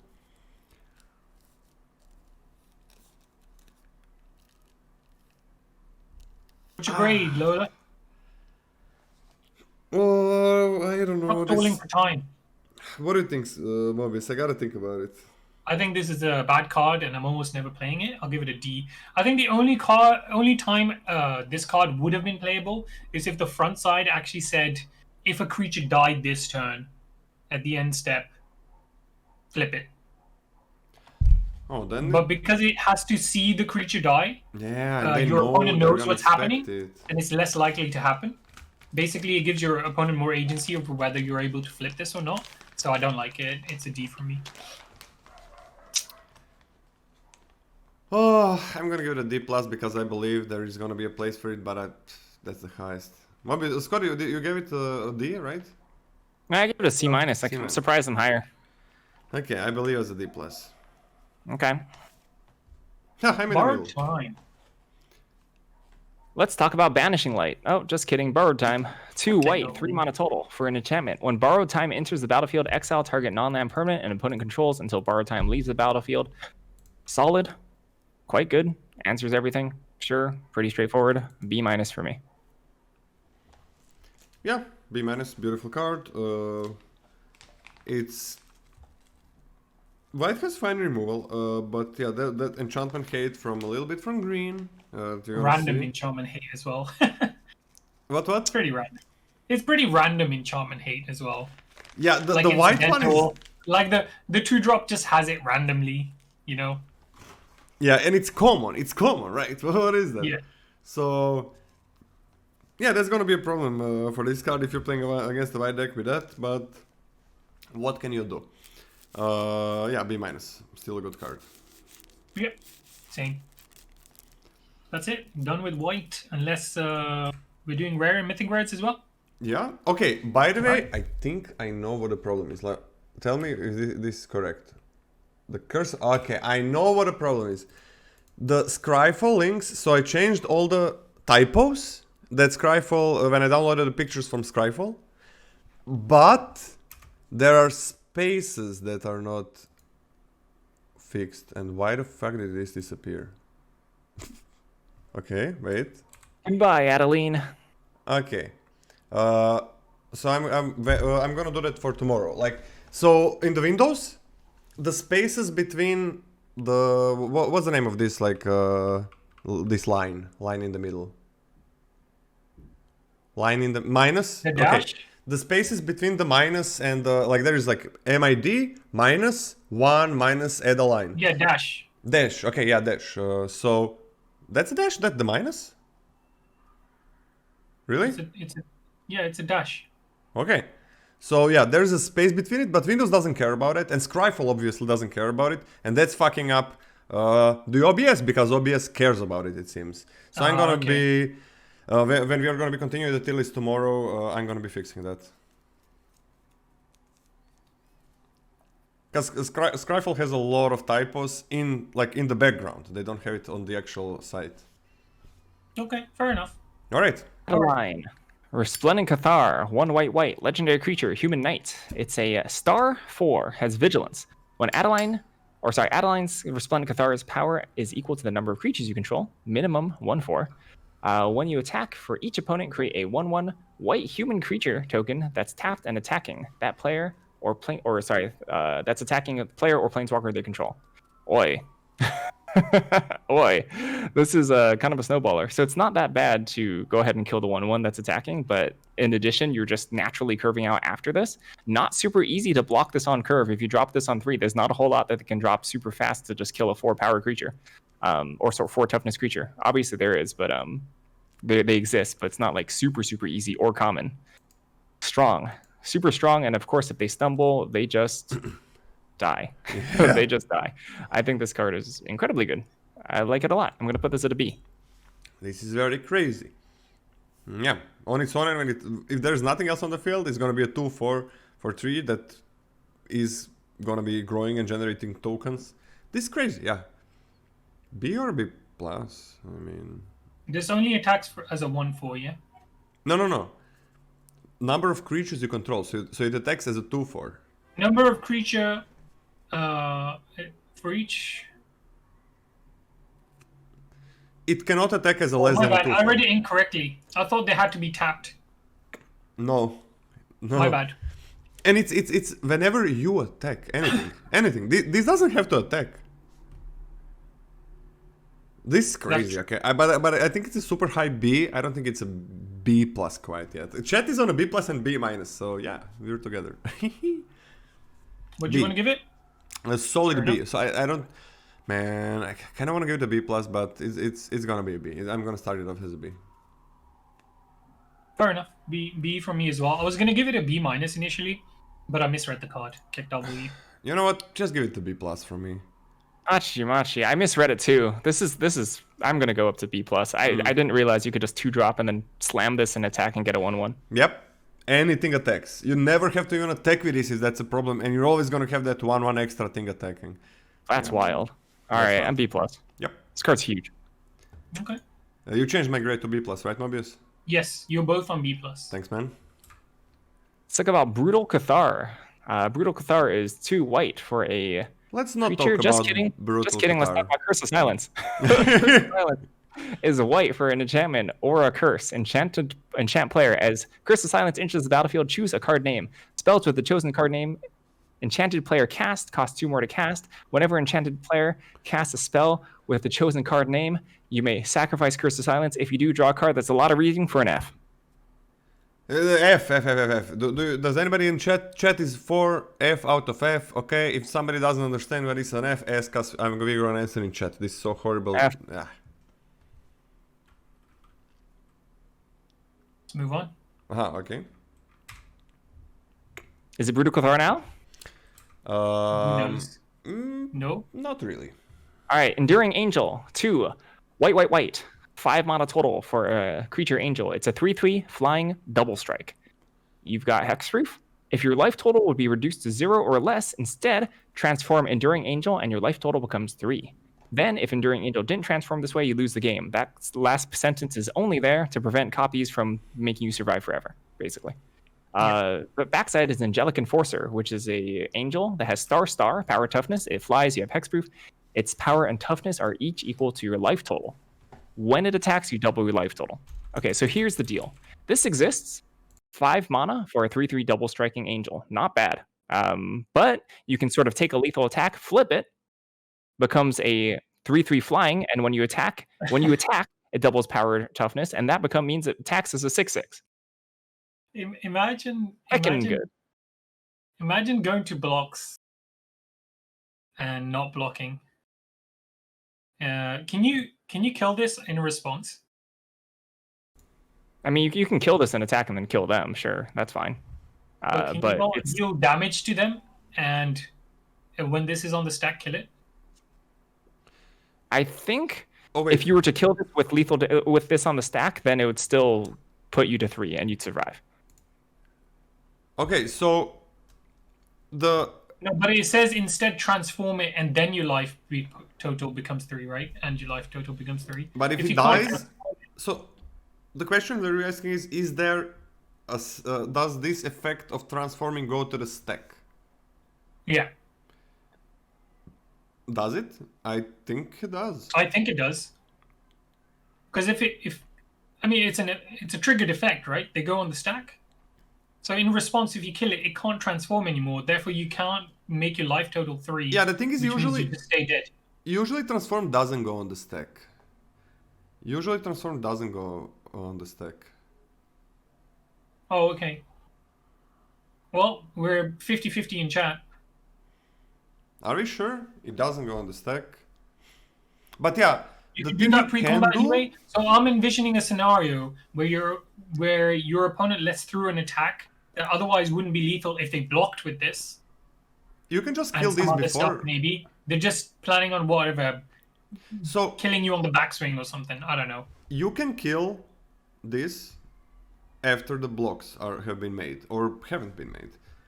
You can do that. Yeah, But yeah. So if they block with other things to eat your smaller stuff, but still let through lethal damage, if you kill this before damage, then they definitely don't. Then Yeah. they definitely die, obviously. But it's much But what I safer. mean is, if this goes on the stack or not, Yeah. and if it doesn't, then yeah, well, you can't do anything. If this goes on the stack, like this effect, it's much safer to do it after the damage has been dealt. Okay, so this is okay. So this doesn't use the stack. Okay, it's a replacement effect. It seems. I think the consensus is it doesn't, so you can't prevent it. So you have to kill it as the damage is. No, before damage. You have to sorry, kill it before the before damage is being dealt. Before the damage is dealt. Yes. Yeah. That's. I just wanted to make sure. Okay, overall, 3/3 double striking flyer for 5. Solid. That's super duper scary. Difficult to cast, but I actually think this card is very strong. I'm gonna put this at B+. Well, this card I think is crazy. It's so okay. Let's say it's pretty good. Like 3/3 double strike is pretty good, right? Protects you from dying, pretty damn good. But on the other side is when just as a creature it becomes pretty crazy. It's so if you have 3 life, this means that you are going to this is gonna be a 6/6 flying attacker, and if you're gonna double that again, it's gonna be a 12/12 flying attacker. If you can gain some life, like let's say it's a 3/3, like probably the bottom line. You have hexproof, so they're not gonna deal some surprise damage to you. Let's say you gain like 1 life. It's an 8/8, and you have 8 life flying. Yeah, sure, this can die. You gave it just a B, Scotty? B+. I'm not sure if this is just a bomb, A-. I think it's a bomb. I'm gonna give it an A- if you can get it back from the graveyard, especially. Yeah, I'm giving this an A-. Yeah, funnily enough, this doesn't exile itself when it dies, unlike the other Transformers. Yeah. So, that's funny to me. Are you A- as well, Scotty? Nope, B+. Okay. Oh, okay. I thought you said you're jumping on board. You better not let this transform. I mean, this is a silly card Yeah. at the end of the day. Fateful Absence. 1 white. Instant. Destroy target creature or planeswalker. Its controller investigates.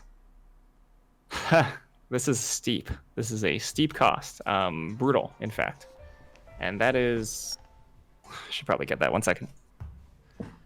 Okay, so fucking Scotty reading my cards. It's okay. This card is bad, chat. You're giving it a B+, B-, D. This is a bad limited card. It's just not good. 2 mana to destroy something is great. 2 mana to destroy something, an opponent draws a card for 2 mana whenever they want to, is horrible. This is a really bad card. D-. Well, that's incorrect, but okay. D+. Okay. I'm gonna give this a C+.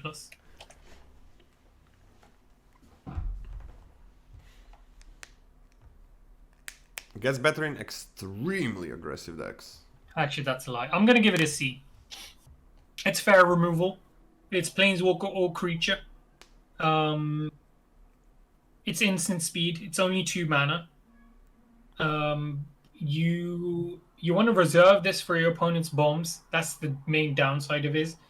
I'd rather kill their bomb and let them have a random card off the top of the deck for 2 extra mana. Oh, you're killing bombs with this? Sorry? You're killing bombs with this card? I said you want to reserve this for bombs or like a critical creature, which they're just about to put a combat trick on or something like that. Even though on paper you may be going down a card because they're actually replacing their card and you're not. Sometimes not on paper. That won't really translate the way it does on paper. Like the actual situation might still be more favorable for you.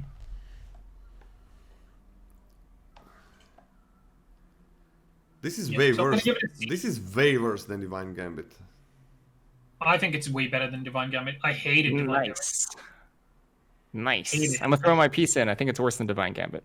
Way worse. Hated it. Whew, this is spicy. I love it. This is not even a gamble. This is just like, opponent gonna draw that card at one point. You better be so aggressive. And then, just play a trick. So you don't, like, if you don't end up killing your opponent, so they don't get that extra card. Yeah, outright different and worse. I hate this one. Okay, Scotty, you can continue reading this, you bastard. We were supposed to read one goes on common, one goes on uncommon, and so on. But never mind.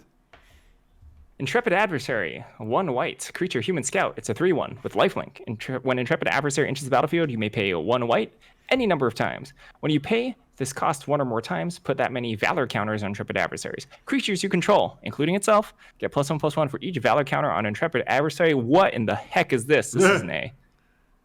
What in the world is this magic card? Floor, 3/1 lifelink for 2 mana. Super, super duper solid. For low cost of 4 mana, here comes a big Anthem on a 4/2. For 6 mana, which is not unreasonable, here comes a double Anthem? What the heck is this? What in the world is this? I hate it, but at least it's a Mythic. A. Okay. I'm not gonna give this an A. I don't think this is a bump. Because this is a bit more manageable. Sure, it is a 3/1 lifelink, but then it's just fine, okay magic card, right? It's a good magic card. It's like it's What in do a you mean series. an okay magic card? Like 3/1 lifelink is an okay magic card for 2. I mean, that's the floor of a bomb. Then normal way of using it is a 4/2 lifelink that gives you an anthem effect, which is nice. But 4 mana 4/2. Oh, Surely this the is, normal this one is, is oh, this is a 5/3. Yeah, this is a 5/3 for 4. Yeah, surely the normal way is 6 mana version. Yeah, this is a 5/3. Jesus Christ! And for 6, yeah, you're really using. You're using this for 6. Like you're using this for 6. You really want a double effect, a double anthem, and you wanna have this as a what 7/5 lifelink, because like 5/3 still trades pretty kinda easily, but it's nice that you have all of these options. I'm still on a high B+. I'm still on a very high B+. What am I missing? Why is it a 5/3 for 4 mana? Creatures you control get +1/+1. Yeah, so it's a 4/2. But it gets a count. No, it gets a Valor counter. Yeah, Valor. I thought it's a 1/1 counter. Oh, most of these No, have no, no. 1/1 counter. Ah, okay. Yeah, still a B+. Yeah, this is like 4/2 trades extremely easily. And 5/3 for 6. Wait, did you say it trades? You don't have to attack with this. What are you talking about? Yeah, but if you're playing a 4 mana just as an anthem, that's pretty bad. Nothing special. And it can die to removal, unlike Or other an anthem enchantment. that blocks for 4 or attacks for 4 lifelink. So it dies to almost anything. It trades pretty easily. So it's not. I would much rather this have the opposite stats. Like so, it can block and so on. Because you really want this to survive. Like for this to be incredibly powerful, you want it to survive. But if you play it for 6, I mean, +2/+2 to everything. It's just so man. Just +2/+2 is so big, huge. I mean, I'm giving it an A-. I think it's a Man, bump. I'm also giving it an A-. It's just that if you want to play this for 6, but it's really nice that it has all the other ways to use it. Exactly. Like, it's a bomb because it's very flexible, and if you do play it at 6, it's basically winning you the game. And at any point, because it's so flexible, you can pay it for 2 if you have to. Yeah. Yeah, like if it is for 6 +2/+2 on everything, doesn't matter that this is not gonna be a good blocker or attacker. Is Play it on 2, flash in your Hippogriff later, get it back to your hand. Play it again. Massive. yeah, and if you play it for 8, yeah, this is a bomb. A-. Alright, let's move on. Nice. What's next? Sigarda Splendor? Sigarda Splendor is 2 white, 4 mana for an enchantment. As Sigarda Splendor enters the battlefield, note your life total. At the beginning of your upkeep, draw a card if your life total is greater than or equal to the last noted life total for Sigarda Splendor. Then note your life total. Whenever you cast a white spell, you gain 1 life. Yowzers. So card that's reminiscent of, I guess, like Cosmos Elixir, which I know, I believe Lola hated the guts of, right? I was a little Like bit higher, Cosmos Elixir. It was decent. but this is a lot of investment for nothing. And if you're already in firm control of the game, congratulations, then you sort of get to draw some cards. Very tough to draw every turn, and if you miss turns on this, it's pretty stinking brutal. So overall, I'm going to say this is a fat D for me. I'm gonna give this a D minus. Yeah, this cast a white Gonna give spell this an game. F. I'm never playing this. I'm never picking it, and I'm never playing it. D minus in some decks that can maybe make use of it, but it is it's it's too much. It's shit, man. It's just Lycan like is 4 not mana. hard If you to draw, it's hard to draw 1 card, and then when you draw 2 cards, it's not good. It's not good when you draw 2 cards. You gotta start drawing 3 and so on, and that's gonna be so hard to do. D minus, close to an F. Maybe you're gonna have a heavy life gain deck that's okay with this. I mean, you're gonna draw more cards with heavy life gain deck because you always note your life total, right? You always note it. So if it's lower, you just need to gain that 1 life. So I think I'm gonna put it. Wait, what are you? What? So you Yeah, what's always going on? note your life total at the beginning of your upkeep. So if the game goes long enough, you just gain 1 life on any turn, and you don't lose any life on their turn. You do draw a card. That's why it's a D minus, just D minus. You So could much gain work. nothing. Huh? You could just not gain life and draw a card if they don't hit it's you. equal to or higher. What? Yeah, it needs to be equal. As long as you don't lose, yeah. I mean, I'm actually higher than a D minus. Yeah. Oh, I thought it's only higher. Okay, I don't know why. You want to give it a D plus? I'm gonna give it a D plus. Nice. Nobody gave it a D plus, by the way, just you. Nice. I know. You gave it an F and you gave it a D, right, Scotty? Yep. Yeah. Yeah, I'm on a D plus. You All talked right, me let's up. go. You talked me We up. successfully baited him into making. No. You talked me up while you kept the F grade. All right. Sigardian Savior, 3 white creature angel. It's a 3/3 flying. When Sigardian Savior enters the battlefield, if you cast it, return up to 2 target creature cards with mana value 2 or less from your graveyard to the battlefield.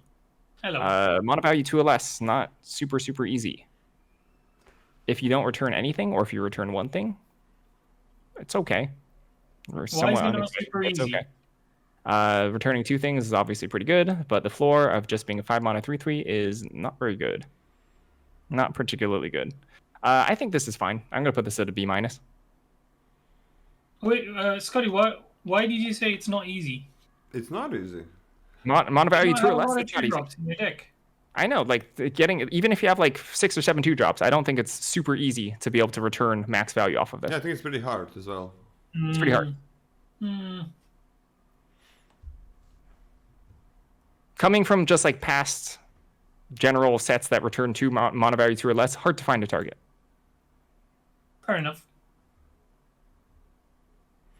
Lola? The thing is also disturb 2-drops that are gonna just leave the graveyard. So yeah, this is pretty hard, but getting 1 back is very manageable. I'm gonna be minus. I think this card is completely fine. Getting 1 is pretty good. Self-mill helps.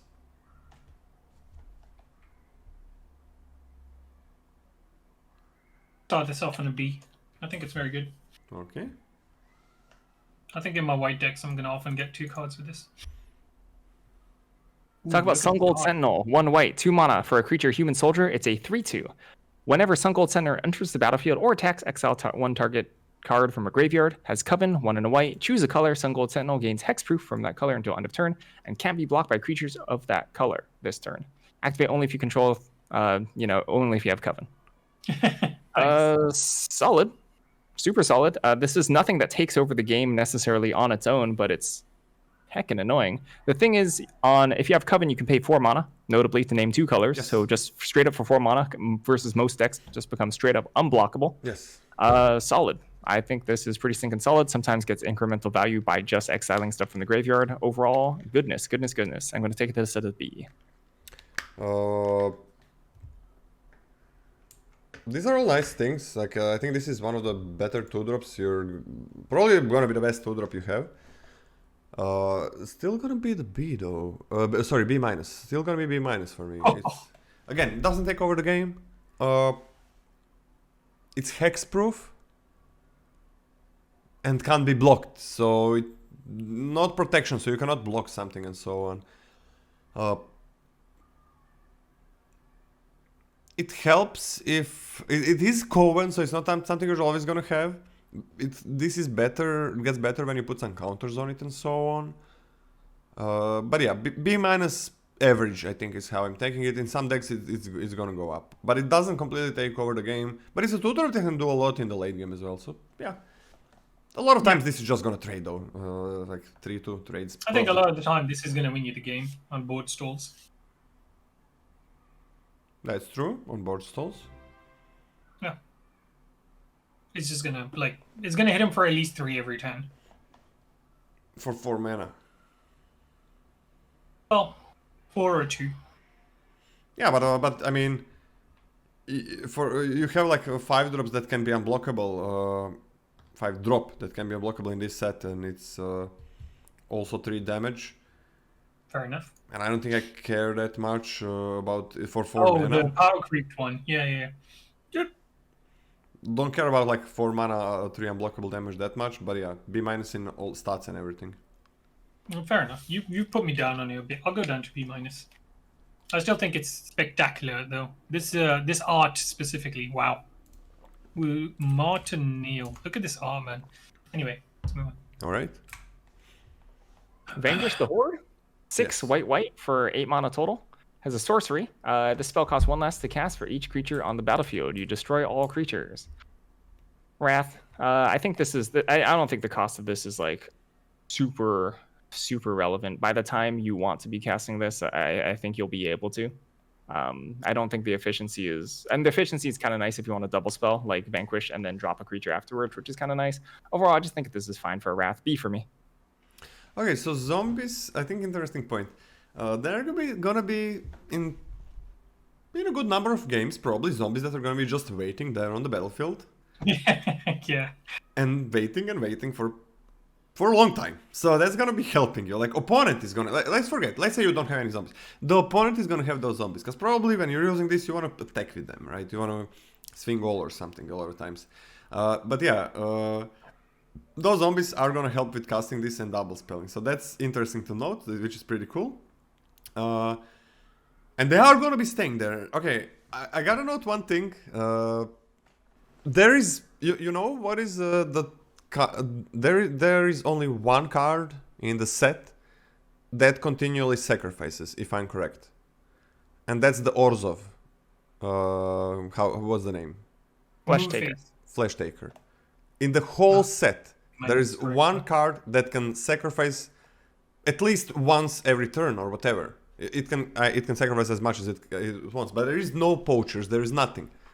There are some cards that are okay if you sack a creature after you play it, but there is no sacrifice set, is the thing. So anything that looks good to be sacrificed, there are a lot of cards like that, and there are quite a bit of cards that do something after you sack, but it's one-time effect. It's one time.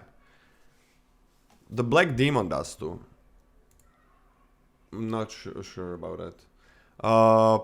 Yeah, it sacks to mill. Sacks to mill 3.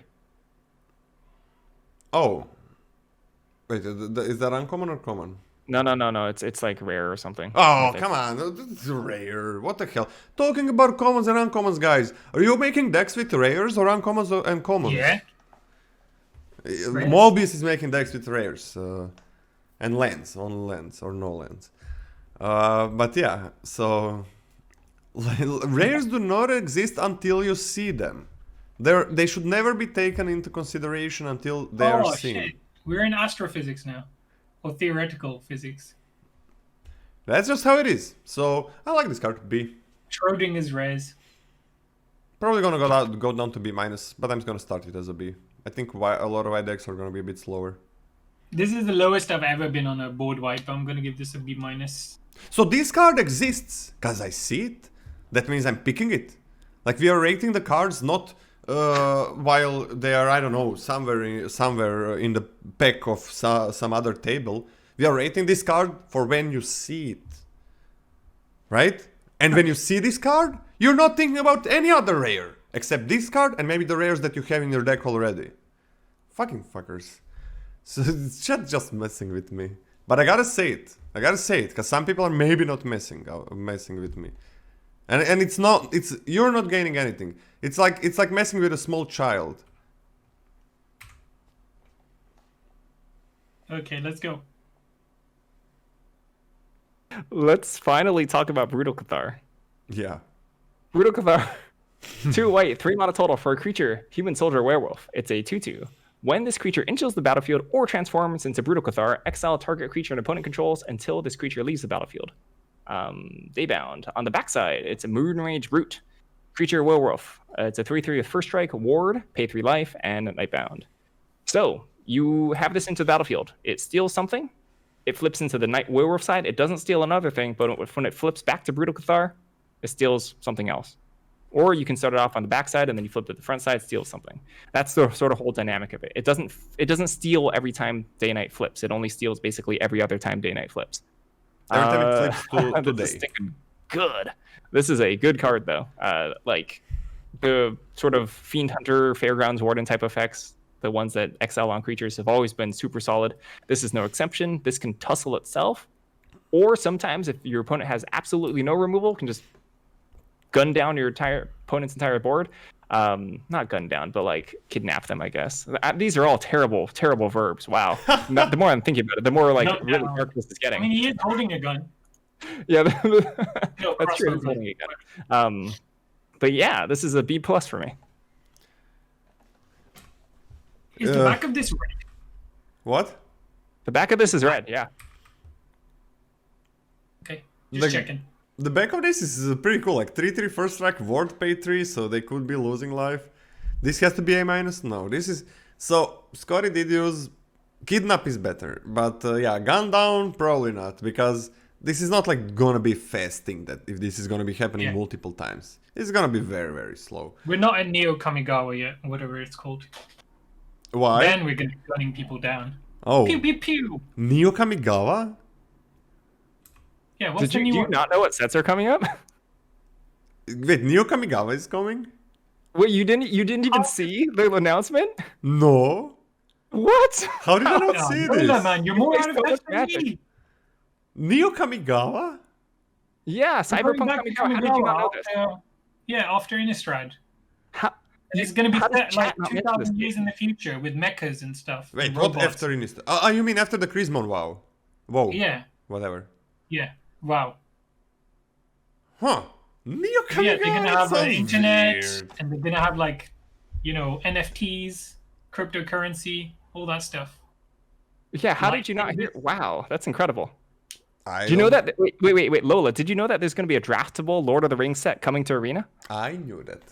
Okay, you knew that part. Oh, Okay, so cool. you knew about that. Cool, cool, Yes. cool. I don't know. Neo Kamigawa somehow didn't. I don't know. Neo Kamigawa. You didn't think that was real? Yeah, I never heard of it. Maybe if I did, like, I thought it was some joke that you were making, but it seems No, like no, it's no, not. no. It's real. No, it's real. What the fuck? Isn't it funny that we live in a world where I'm talking about a serious set that will come out and people are like, "Are you joking? What? Is he joking?" Flashback to the time we were reviewing Faith of Looting. Oh, Yeah. yeah. That was premium Mobius reaction. Neo Kamigawa. Hey, man. Hey, that art was terrible. Don't remind me of that. Just, Yeah, that was. no. By the way, that artist has fine art, but not for Magic cards. Whatever, man. I don't care. He let himself down and let the community down, and most importantly, let me down. Okay, Neo Kamigawa looks fine. It's similar to Kaladesh. I didn't know that. I thought it was gonna be like some way too much into the future. No, But it is. It's like spaceships. It's 2,000 years into the future. What do you mean? I don't know the future. Is my mic really bad? I mean, didn't you change your setup since you moved and you haven't been streaming much? So, whatever. But I bought a new mic before I stopped streaming. Oh, rough life. It's a Rough really one. good. Yeah, I bought a new camera, a new mic, Oh, extra rough camera business. for baby/cat cam. I Maybe- bought a lot of new stuff. Maybe check the Discord if it's the right input. Yeah, maybe. Let me double check. Yeah, maybe you're just using your webcam mic again. Yeah, again. Fucking technology, man. I think I need to put some light on. How is it so bright at your place, Mobius? What the hell? Because I'm right next to a window. Okay, I'm also maybe wait. I'll open the window. How about now? Is this better? Or same? Better. Okay. So yeah, okay. This card is not is not gonna be super quick at dealing with everything. Before it turns around, it's a 2/2, which is nothing that special. It is a removal that can maybe attack. Sometimes activates. The cool thing about this is it activates Coven. There is that helps, right? Usually when you have these creatures, if they are 2/2s, not like you want them to be 1/3s or something like that, which is seen a lot of times, so they can block those 2/2s if it's really needed. If it's really needed. But when it flips, and then it becomes a pretty good blocker and sometimes attacker as well. Because you're removing the best thing opponent has, right? There are not really almost any tokens in this set. Tokens that matter, right? Sure, you can remove the 2/2, right? That's pretty good. Sorry, a 1/1, a 1/1 token. That's fine to remove, especially if you think you're gonna be switching around, so there is no downside to this creature dying. I'm on a solid B for this card, just because of the ceiling. Like it can get pretty crazy, but I think it's a lot of times it's gonna perform like a B minus or a high C plus if opponent has a lot of removal. Wait, you think B minus a 3-mana 2/2 that ETBs and removes exiles target creature your opponent controls is B minus? No, I'm giving it a B. But you said a lot of the time it's going to perform like a B or a C plus. A B minus, like a B minus, yeah. Sometimes a C plus. Like if opponent has a lot of this removal, like if it's Boros with that 2 damage and so on, then it's just gonna be a 3-drop that dies to almost anything and just turns around. But yeah, the seal. There is also a lot of times. I mean, not a lot, but sometimes the ceiling is gonna be so huge. Like when you're gonna be flipping it, and just if you're removing the tokens, it's pretty good. And if you have the indestructible, right, it's kind of hard with this, because then the opponent kind of wants to kill it when it's a werewolf, when it's not a human, right? But then they lose 3 life as They well. do lose 3 life, but that's interesting, right? Yeah, they are losing 3 life, which is pretty cool, but they're getting back the card. Yeah, Yeah, I'm gonna great use temporary B+. advantage, exactly, great temporary advantage. I would prefer this being a 1/3 on this side. That would be so much better, I think. You've said that about a lot of these rares and mythics. Or, I say a lot. That's the second one where you're like, I want the stat line to be better. To be opposite, right? Yeah, that was the opposite for the last time. Yeah. Because it's a very creature that doesn't want to Obviously, attack. yeah. It's a creature that wants to block, right? And then Yeah. the toughness is lower, so that's kind of a problem. Fair enough. And that's it. We're done with white. All right. So what do you guys think How about we white, doing, gang? guys? Scotty, what's your opinion on white? My opinion on white is more so like, let's define what the archetypes sort of want to do. White-black has some sort of sacrifice, go wide synergy going on. Green-white cares about humans, also cares about going wide. Let's see, red-white is sort of the least defined. Like the uncommon was more so thinking like, hey, maybe we can flip day-night back and forth over again. But like, I'm not super entirely sure. Maybe after seeing the red cards, we'll have a better idea of what red-white wants to do. Blue-white seems to be wanting a sort of traditional blue-white flyer sort of game plan where you can trade off some early creatures and then bring them back disturbed because most of the disturbed stuff flies, right? Spirits-wise, etc. Did I miss a color? Green. No, I No, didn't. you mentioned it. Okay. Yeah, that's pretty much like as long as we sort of have a general idea of what the archetypes and how to build the archetypes, I think that's good. Overall, looks solid. Fine. I mean, the black-white sec, again, there is one card that continuously secs. One in this whole set. And it's also, so not sure if it's like a sec archetypes, but yeah. Incidental sec is gonna happen. I don't know, white seems fine to me. Pretty high power level compared to the other sets, like in a lot of these cards, if you look at them at vacuum. But it is gonna be a very synergistic set, so it's really gonna, as Scotty said, It's about the archetypes. It's really, really gonna be important what your game plan for your deck is, in how you're gonna be picking a lot of these, in especially after you're on pack 2 and pack 3.